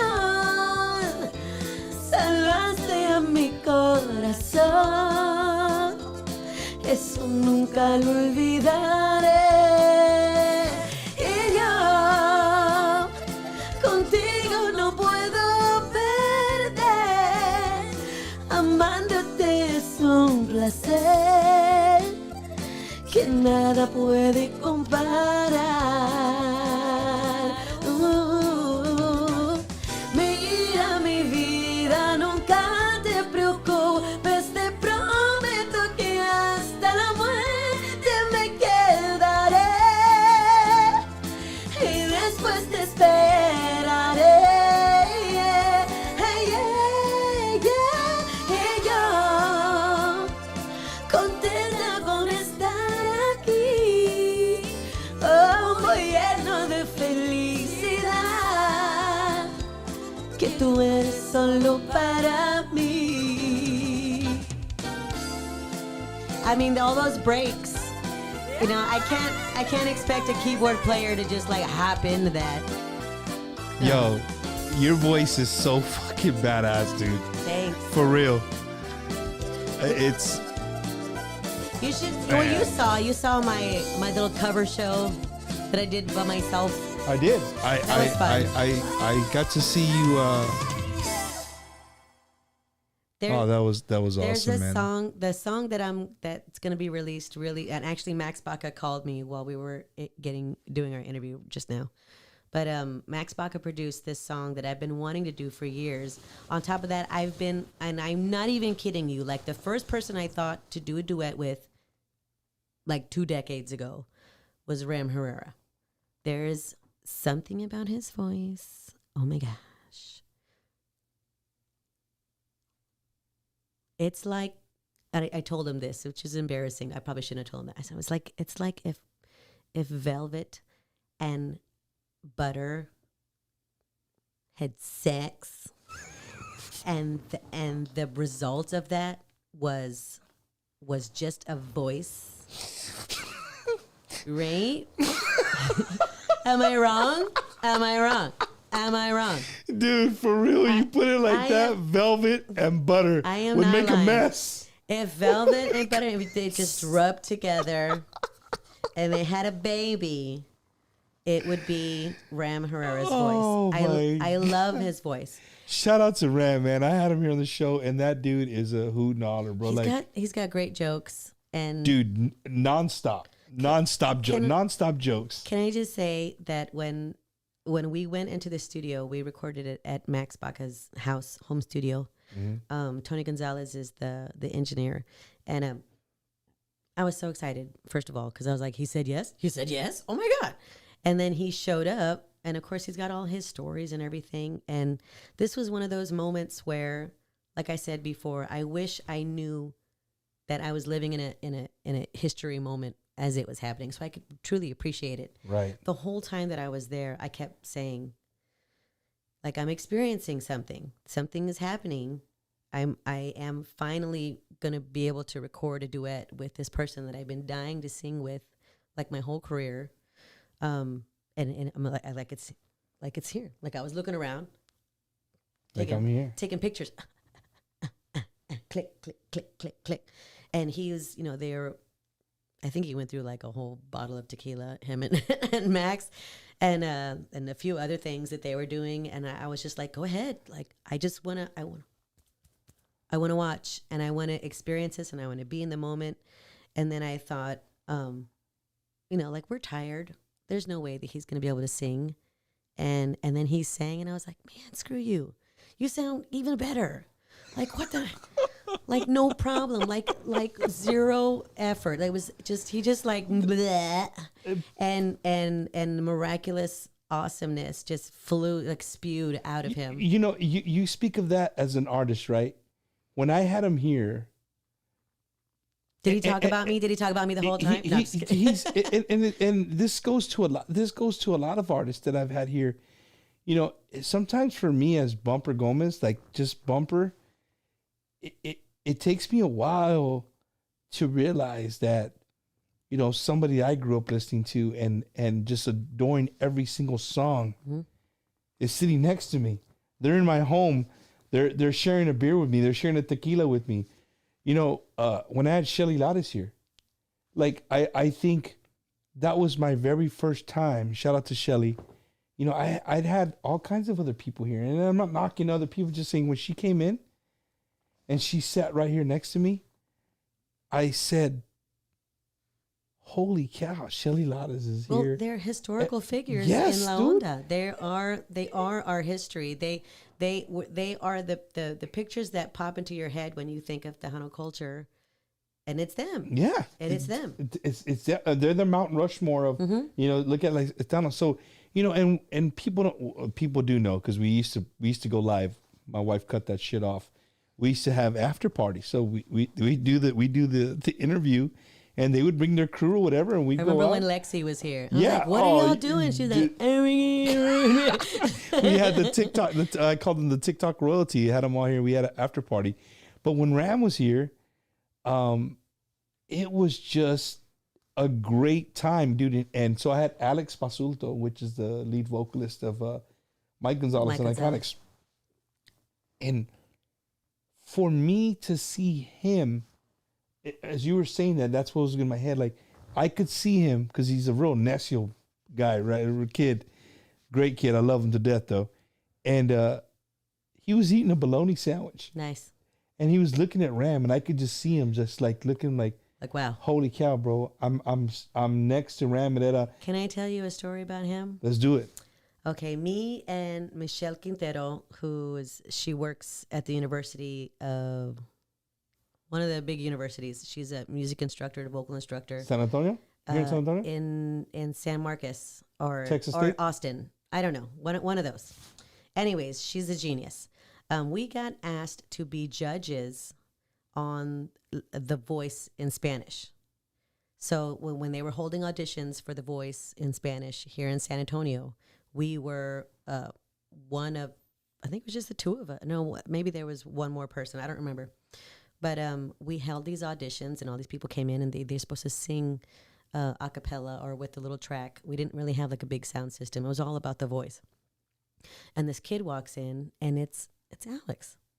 And he sings. For real? For real. And he sings like I forgot what he sang. Had to have been a Juan Gabriel song. I don't remember. That's his idol. That's his. I think he did a Mazz song. And I was like, I recognized it. And I was like, dude, what's your name? And why are you from around here? He's like, I live here in San Antonio. And I said, why don't I know who you are? You're phenomenal. And I pushed him forward to the next audition. He didn't make the following cut. But like a couple weeks later, I think I heard that Mike and them were looking for a vocalist. And I said, you got it. There's this kid that's... So you called Mike and told him, like, hey, there's this... Well, I think I called Di. Uh-huh. I called Di, and I told Di, and Di told me. I think that's how it went. Yeah. And Alex went over and started performing, started singing with him. Bro, that makes me so happy, man. I love that kid to death, man. I call him my little gallito, right? Like I always tell people, it's like I put him I'll put him up against anybody. His voice, and he could sing anything. That kid can sing anything. He's a really good singer. But I was so impressed by him that day. And I was like, dude, where have you been? Where have you been? I'd love to hear you sing a duet with Alex. I want to sing a duet with everybody at this point. I was going to tell you the duet that Ram and I did. It's in English. It's a cumbia in English. Stop right there. 3 shows back. Look it up for the record. Bam. Bumper Gomez called it. 2022 is going to be the year of the English cumbia in our genre. You heard it here first. I'm telling you right now. I love it. I did one cumbia in English, a song that I wrote. It's like a bachata. Didn't really go anywhere, but it was the first song that my family was able to listen to and like truly enjoy because they could understand it. They could appreciate it on a level that they couldn't before because all my stuff was in Spanish. They're like, well, you did another album. Oh, good for you. Okay, thanks. Anyway, and they wouldn't like listen to my stuff because it just wasn't there. Right, it's not their cup of tea. Yeah, but with that song, they were like, wow, I listened to it. I loved the lyrics, and I really enjoyed it. And we've been playing it. Blah blah blah blah blah blah blah.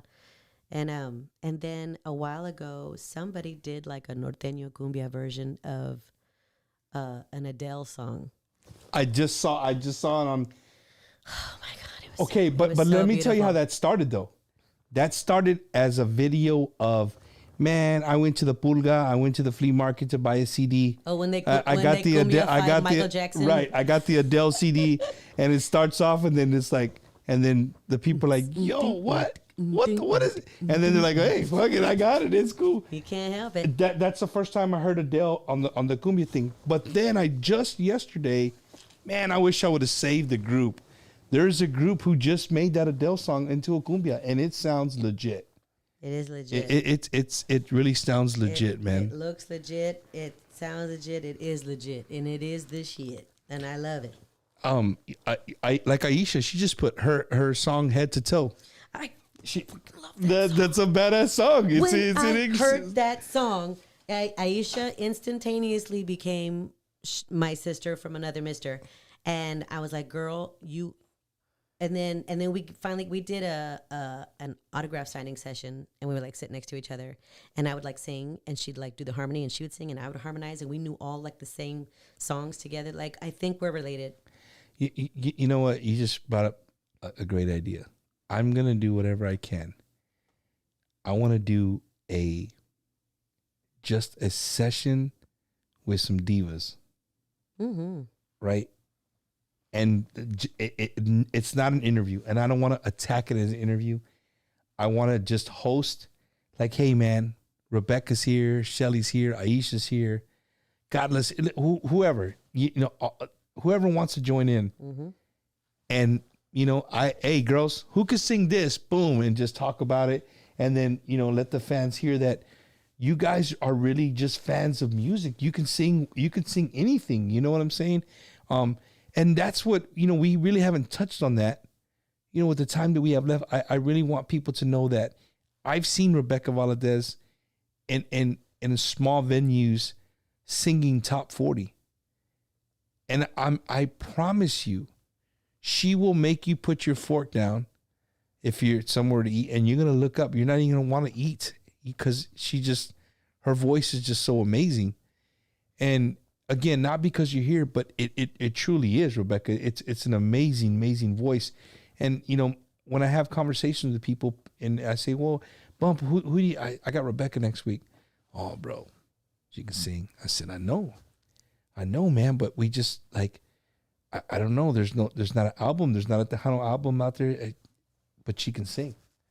Well, I have 2 albums. Well, no, but I'm saying like right now, like, what I'm saying, like, right now, are you promoting a new Tejano album? No, not an album. I've Just just the been single, doing right? singles because I'm a mom now, and I know a lot of people do know this, but for maybe some of your viewers don't know this. After I had my kids, after I had 3 kids, after every birth, something happened to me hormonally. I don't know what. I can't explain it. I went to a doctor. He says, you're just singing wrong.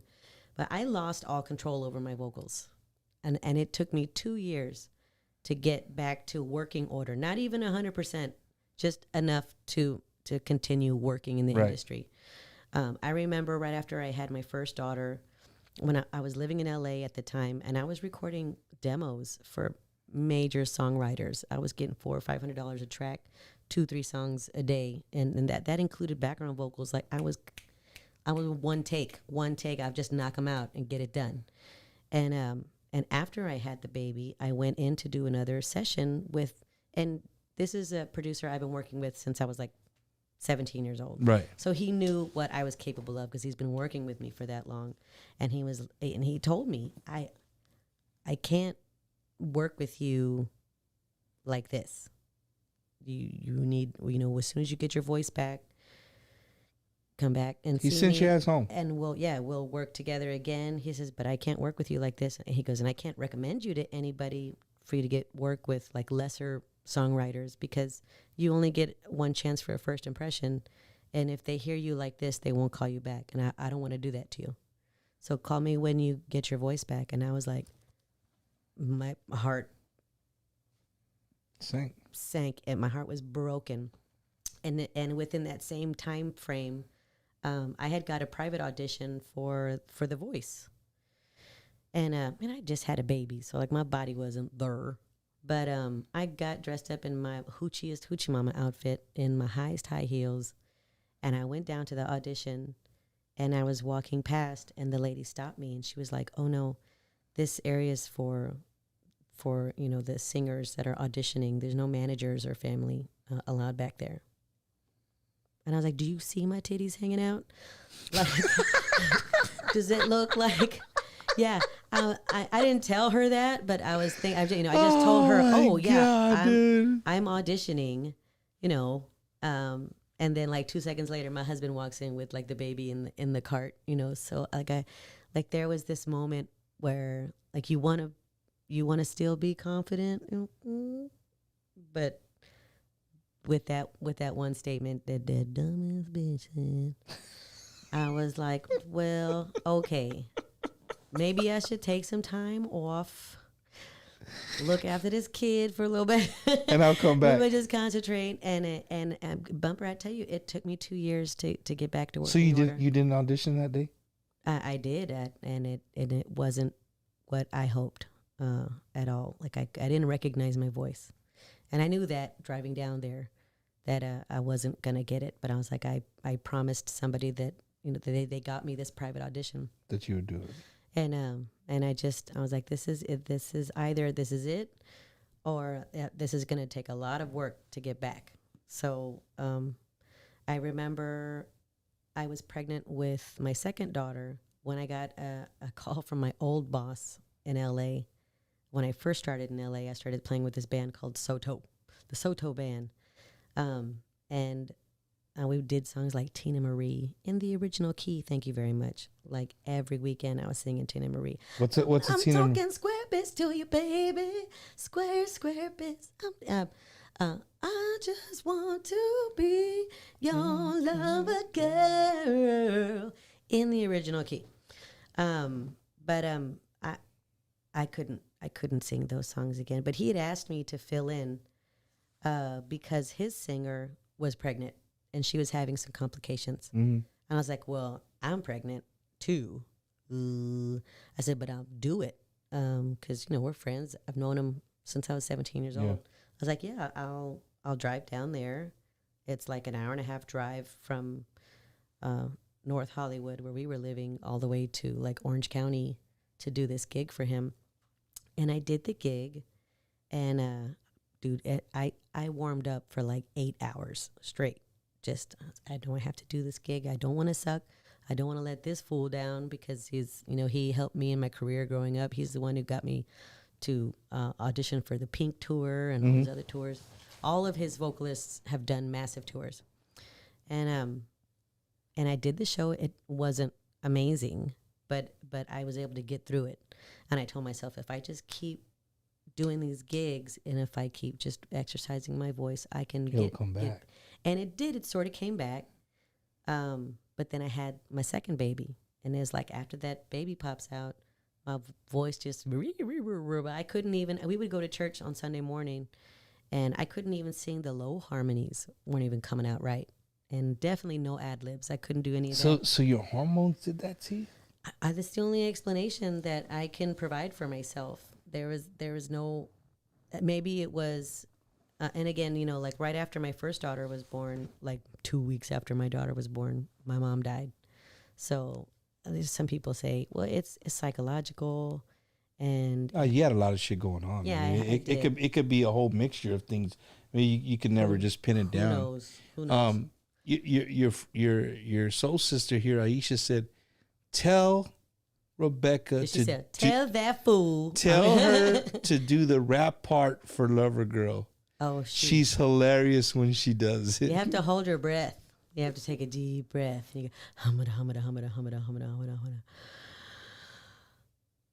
Confetti on me, touche, only my opening line might be a bit passe, but don't think that I don't know what I'm feeling for you, 'cause I got a vibe the first time that I saw you. Whoa, whoa. And then I think it's longer than that. When the push gets to shove and you need a little love, let me put some rock into your word. You got to be like, yeah. I had to learn. I was playing at the Zickwood Lounge with this really kick-ass band. I think I had Sinaway Asanak was on keyboards. I don't know if you know who that is, but he's like the greatest keyboard player who ever lived. And oh my gosh, I had to learn "Bottles Up," featuring Nicki Minaj, who was a brand new artist back then, and she does this rap in the song where she says, "Can I get that Tron? Can I get that Remy? Can I get that Coke? Can I get that Henny? Can I get that Margarita on a rock? Can I get salt all around that rum tray? I was like your tray. Do you think you can buy me a bottle of bros?" And I learned the whole thing. And I swear to you, I will work that rap into some kind of song because it's like the only rap I know from beginning to end. That and I like big butts. I'm like, I know that one. That's one of my favorites. I will songs do right all there. these raps back to back, and just to it's fun. You know, sometimes there's songs, like the the Joe Lopez type stuff. There are songs where the intro just. So all the music you've been around, all the music you've been a part of, all the music that you've sang. If you had one Rebecca Valadez song, it doesn't have to be yours. The song that you just love to sing. It's the song.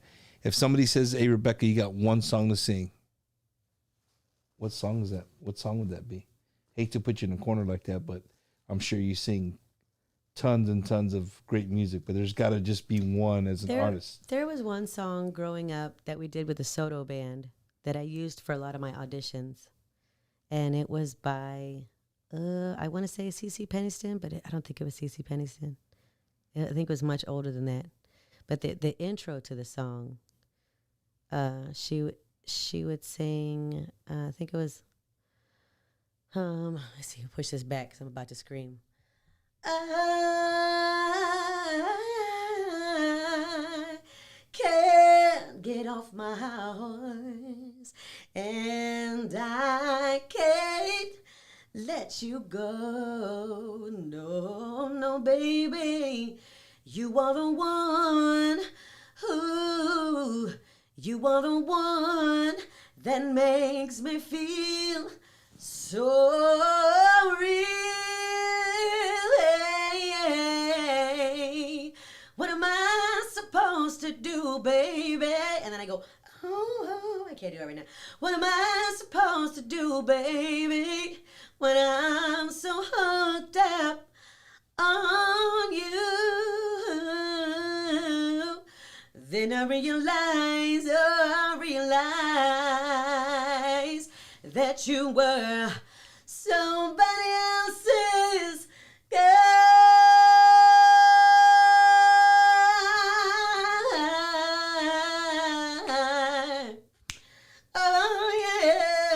I can't sing it the best anymore, but you know the song that I sing recently that I love is that song that I do with Ram.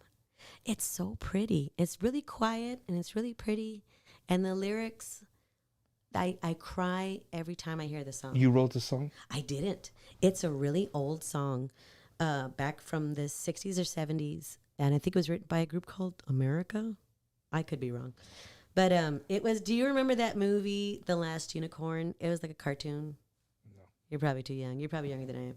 Anyways, it was The Last Unicorn. I'm too young. Yeah. Aren't you like, how old are you? I'm not going to ask. How old are you? Anyways, it's she said it's a young prince is singing to this mystery woman that just shows up out of the blue. He's in love with her. But, he's sort of a dumbass, and he doesn't know how to tell her he loves her. So he sings this song to her, and the song says, I had time to write a book about the way you act and look, but I couldn't find a paragraph. The words are always getting in my way. Anyway, I love you. That's all I have to tell you.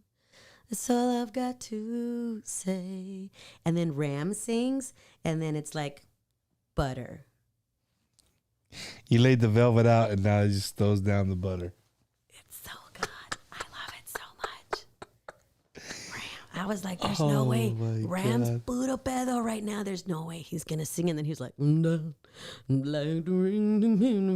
how he does. Oh. And it's in English, right? So I can understand what he's saying, which is even better. It's like it's like silkier, and he just tore it up. He tore that song a new little something, and I love it. That's awesome, man. But there's something sweet about the lyric. There's a lot of people out there who are they grew up a different way, and there's people who are attracted to people like us who have personality and pizzazz, and people are naturally attracted to whoever's got the most attention in the room or whatever. We can't help it. We're stupid, but in a good way, right? Right.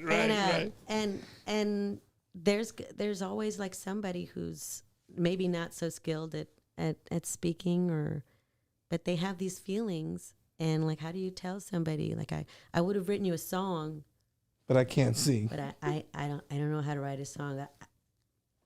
I love you though. But I'm just so you know, I love you. I can't really express that love in a way that you would understand because you're so artsy and you're beautiful and just so cool. But I am in love with you. And to me, that's like, oh God, it's so sweet. I just love it so much. And so let me ask you, Rebecca, when you guys released that song, which way, like, you have, not that you don't have to label shit, right? But where do you hope that they play it at? Like, well, I hope that it gets played in the general Tejano market. But I think the way that the cumbia was produced, I think it could be a little bit more international. It's sort of a norteño sounding sort of cumbia. Oh yeah, nice. And it's all acoustic instrumentation. There's no keyboards or anything in it. It's got like a viola and a cello in the beginning. And when can we see the song? I mean, when can we? I don't know. I hope soon. I've been waiting. I mean, Max called me just now, so I don't know what he called me to tell me. I hope he called me to say, hey, it's ready. We can release it. But I did all the cover artwork already. And at this point in my career, not saying that like I'm officially retired or anything, but retirement is fun. Because there's no pressure. You can do whatever you want, whenever you want. Exactly. You're not tied to anything or anybody. You can't tell me what to do. You ain't my record label. You ain't my mama. I'm going to record this song, and you can tell me all you want. But the days of record labels are over, man. Good. Good riddance. The way I see it. Goodbye, record labels. But, again, ladies and gentlemen, if this is your first time watching Wacky Wednesday, like, what an episode to watch. Rebecca is just, I told you, she is freaking hilarious, man. Hilarious. I try. And if you follow her, she is look, she hasn't said the word at all. I'll say it for her. Freaking. What's the word? the word is Bird of the word. The word is TikTok. TikTok. I'm on TikTok. She is fucking hilarious on dude. If you Really? again, yes, her TikToks are funny. You follow La Chingona? I do. Dude, you know how like she does a remix. She's so animated. She is, dude. She's awesome. You fall in that same category. You could just be having just a okay day, and you just do something silly as shit, and you're just like, "Are you serious? Did you really just do that?" I like TikTok because I feel like I found people there that I can relate to on like a you can be personal yourself. level. You can be yourself. There's moms there. There's like I roll with the chubby moms because I feel like we need to support each other because we have confidence.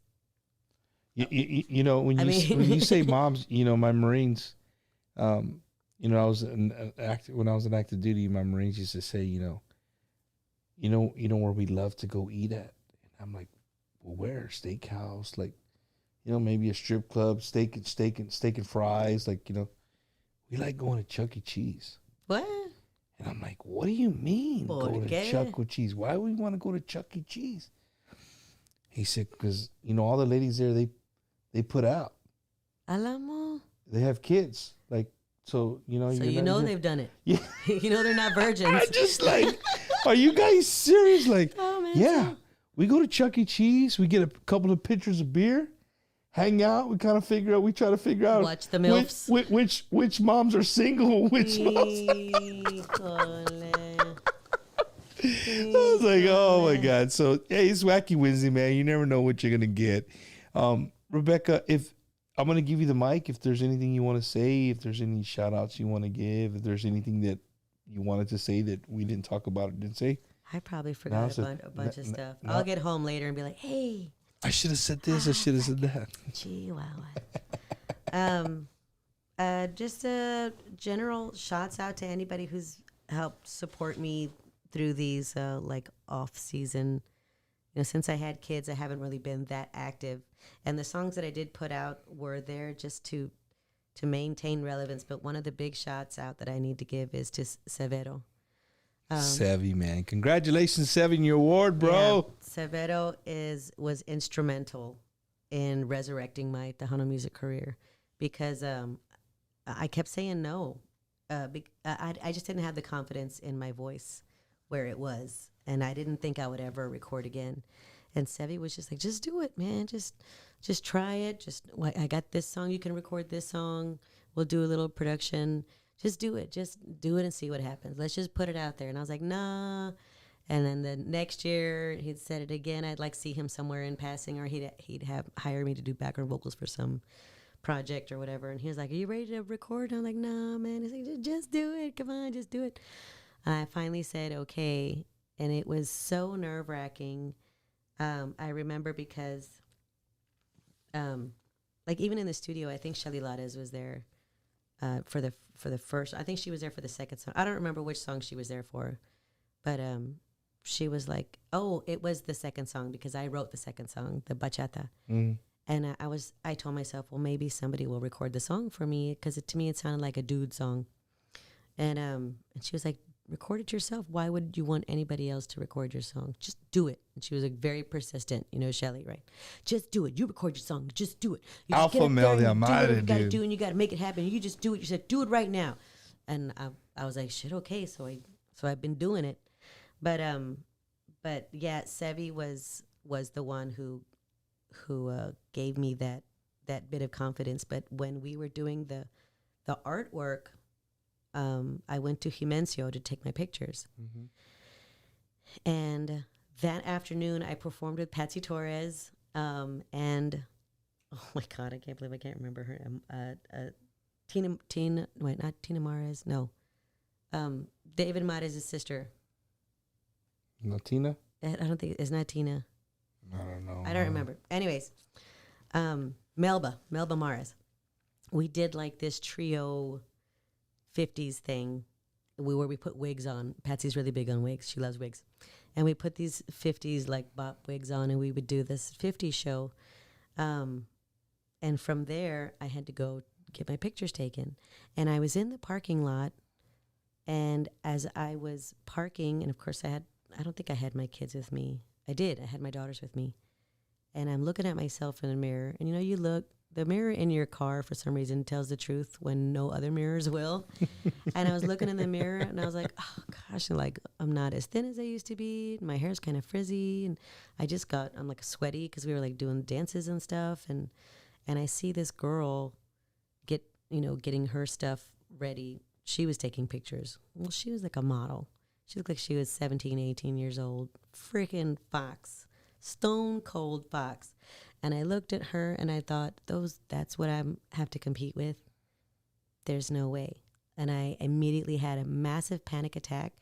I was in tears in my car, freaking out, thinking, what am I doing? Why am I doing this? My career in Tejano music ended a decade ago. It had been 12 years since I released anything. Why am I here? What makes me think that I can do this? And I was like, no, I don't want to do this. I can't do this. And my husband was on his way to be there to support me. I think the car ran out of gas or something. There was just like a whole bunch of things that happened in the few moments before I was supposed to take those pictures. Added fuel to the fire. It added fuel to the fire. And I was like, I shouldn't be here. I shouldn't be doing this. I can't be her. She's like a foot taller than I am.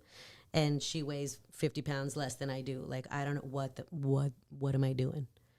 But through those moments, I still do it. I still step forward and step up to the mic or step up to the camera. And because if I didn't do it, I would regret it for the rest of my life. So I did it. And I went in and I took the picture, and it's a phenomenal picture because it showcased my personality, my funniness. It's still pretty, but it's all of that in one photo. It is. It's one of my favorite pictures. Himencio did it? Himencio did it. Yeah, shout out to Himencio, man. Good guy, bro. I have my hands like this, and I got that stupid look on my face that I pretty much always perpetually have. And it's one of my favorite pictures, and I printed it on canvas, and it's on the wall in my bedroom. It's one of my favorite pictures of all time. And after I saw it, and he sent it back to me, and I was like, I don't know why I ever doubted myself. And in that moment, I learned a very valuable lesson that luckily I taught myself, which was, fuck it, just do it. Just do it. Just do it. No. You're absolutely right. And if you wouldn't have done it, then we wouldn't have you right now. We wouldn't be looking forward to a Ram and Rebecca Valadez. And ultimately, I have gotten my voice back. And it's been a long, long, long, long road.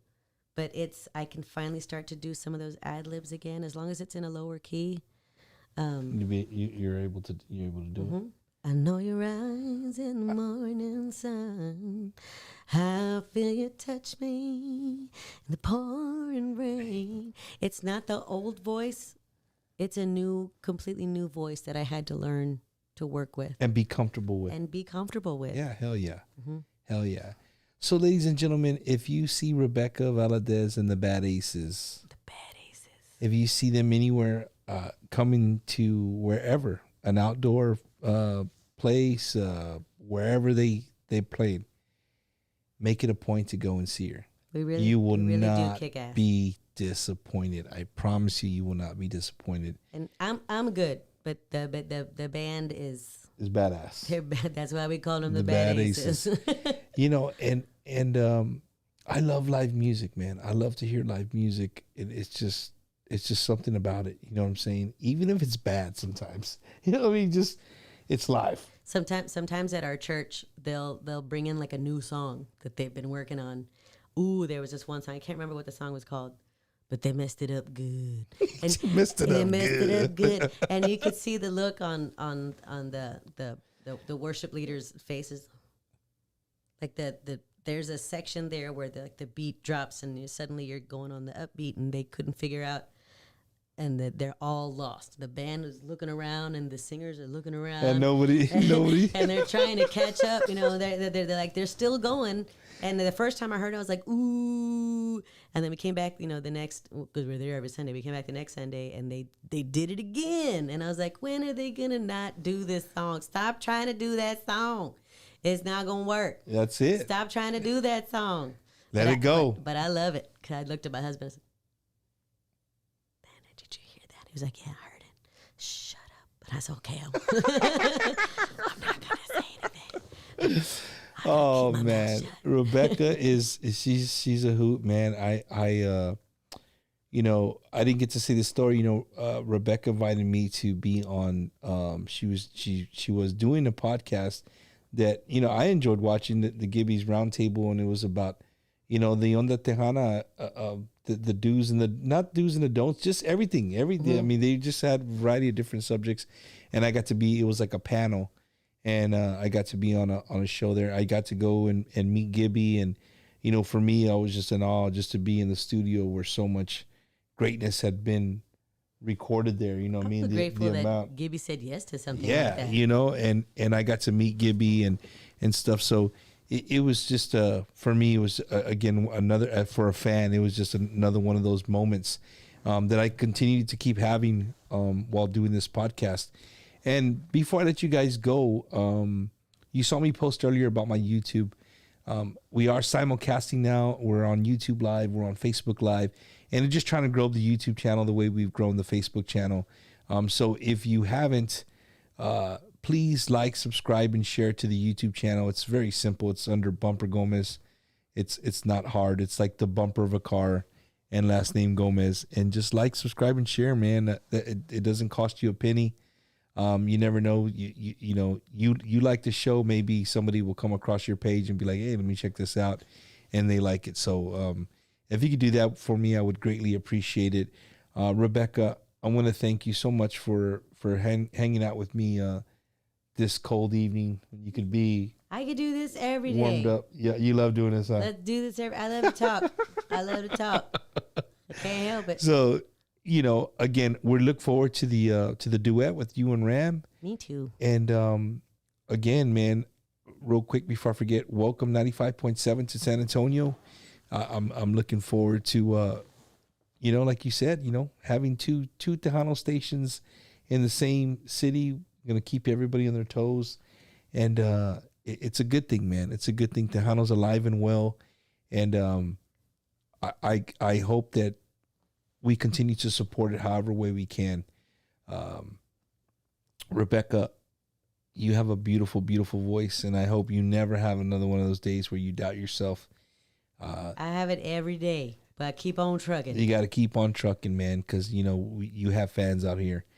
And it is a privilege and an honor to be able to sit down, you know, next to you, somebody who has seen the world, you know, from behind a microphone, in a sense. And please subscribe to my Facebook stuff there and you go. And my TikTok, and I have a YouTube. I think. What kind of host am I? I didn't even tell you what's all your social media shit. Well, I don't ever do that. But I did mention you. What is your TikTok handle? I think it's Grande Valadez. No, that's my Instagram. That's your Instagram. It's Grande Valadez. I don't know. Rebecca Valadez 0 or something, or I honestly don't know. Hold on, I'm gonna find out. It's Rebecca Valadez 0. Rebecca Valadez 0. You need to follow her on TikTok.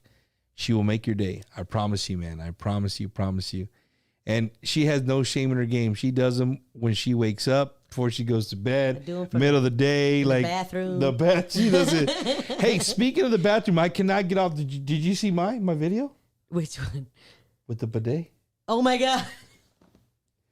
I was like, is this food for cereal?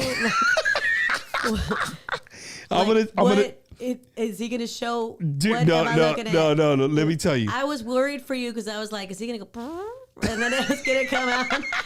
I said, I hope he's not doing this live. It wasn't live, but I mean, I recorded on the video and then I uploaded it to Facebook. But I'm gonna tell you this: I have not gone to the bathroom in any other toilet besides that toilet since I put the bidet in. It works. If you guys if you guys get a bidet, do me a favor. You have to do we're calling it the bidet Bumpers Bidet Challenge 2022, and you have to get a video of you using the bidet for the first time. Do you have to like manually like aim it in the right direction, or is it always just going the right thing?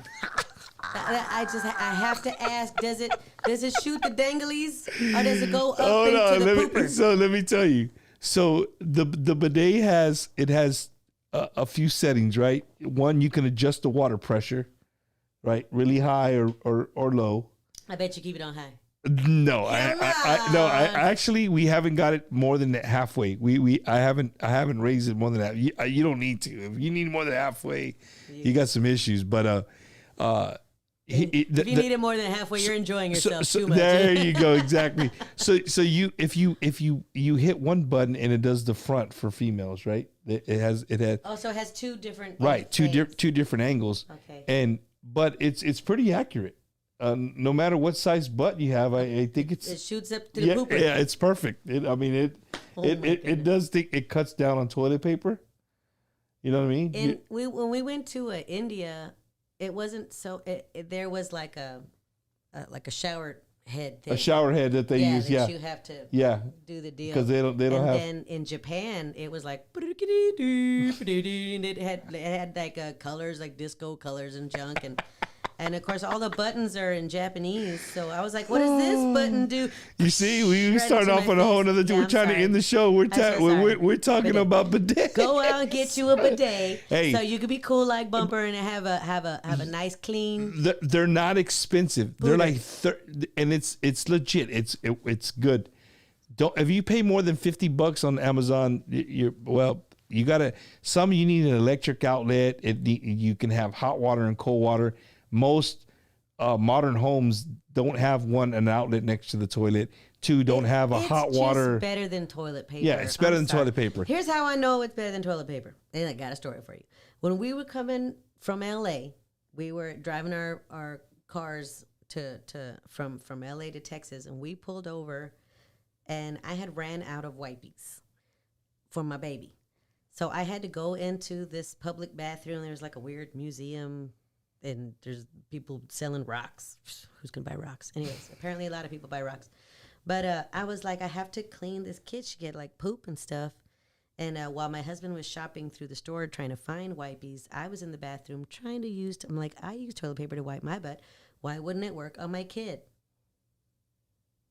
Because it doesn't work at all. Trying to wipe a child's butt with some toilet paper, it doesn't work. When I tell you, Wacky Wednesday, folks. It doesn't work.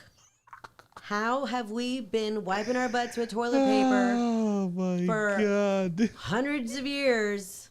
However long we've been wiping with Actually, toilet paper. not hundreds of years. We were using corn on the cob, dried corn on the cob. Why? Oh, Why? shit. I knew in that moment that everybody's butt was just filthy. Because that toilet paper did nothing for my child. Dude. It did nothing. Yeah, but wipes are bad for the septic system. Well, you're not supposed to flush it. Hello. Hey, I don't know. Who flushes the wipes? Even the flushable wipes you don't flush. Yeah, even the flushable ones. Poo. Shout out to Bob Ram, dude. Bob Ram, you put on an awesome show the other night at the awards, man. Shout out to Bob Ram. He has that song, Tears in My Menudo. He's one of them young ones. You got to look out for these. Yeah, that dude, he's awesome, man. He's awesome. He's just a cool cat. He's just a cool cat. These are the issues that we should be talking about, Bumper. Yeah. For real, though. For real. Stop using toilet paper and get you a bidet. There you go. Shoot some $30 on Amazon. $30 on Amazon. It's real easy. If I hooked it up, it's easy to hook up. You don't need a plumber. Man, people spend so much money on toilet paper. It's like $27. Hey, Bob ran right away. He's like, hey, I'm 36, man. I'm not young. Bob, do you have a bidet though? There you go. Do you have a bidet, Bob? Have you learned yet that you should just get a bidet? Oh, if you don't have one, get one. Yeah. Bumper Gomez Bidet Challenge 2022. Hashtag that. Sponsored by a bidet. Yeah, by a company. bidet. That would be really cool, man. Hey, he's just like a I'll toilet just. seat with your face on it. Or He's something. like, I just used the water hose outside. What the fuck? Híjole. Ladies and gentlemen, thank you guys so much for tuning in. Rebecca, thank you so much for hanging out. If this was your first time watching, stay tuned, man. Every single Wednesday at 7:30. Next week, Wacky Wednesday will be on the road. I'm actually going to the coolest bar on the southeast side of the coolest bar in San Antonio. Bar at City Base, man. I'm going to be at Bar at City Base. We're going to be doing the Wacky Wednesday show live from the bar. Oh, wow. I'm going to have Sean Mecca. Sean Mecca, if you don't know who he is, look him up. Shaun, last name Mecca. Sean Mecca. The guy is amazing. He's a Chicano country rapper. What? Yes, a Chicano country. He has a song right now called Beer Drinking. You can look it up. Beer Drinking SOB. It's amazing, man. It's amazing. So, yeah. We won't be in the studio next week. We'll be on the road. Bar at City Base, 2707 South Lasses Boulevard here in San Antonio, Texas.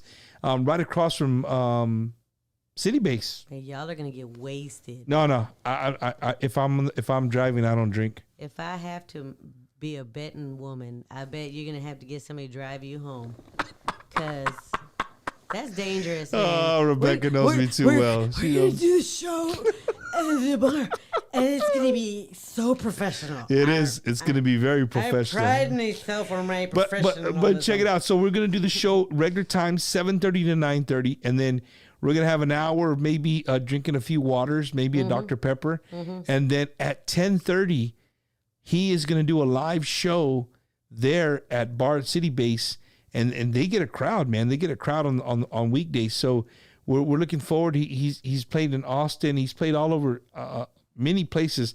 I mean, the guy's legit. He's got music videos. You can look him up. Sean Mecca, great dude, great guy. He'll be on the show.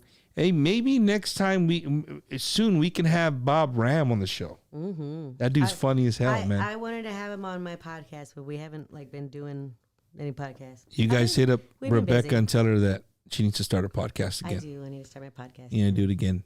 It's fun. So, ladies and gentlemen, thank you guys for another edition of Bumper's Wacky Wednesday. I hope you guys have a fantastic remainder of your week. Stay warm wherever you're at, and please be careful on the road. Yeah, thank you so much for being here, everybody. Oh, it never ends. It never ends, man. Thank you for having Bumper, glad you're on YouTube. Love everything you do. I listen to you when I'm at work. Oh, that's the Frito guy. me. Frito. Hook us up with some Fritos. That's what I'm saying, man. So, peace, love, and tranquility. You guys have a great night. We'll see you guys next week. In the immortal words of my grandfather Gilbert, I'm glad you got to see me. There you go.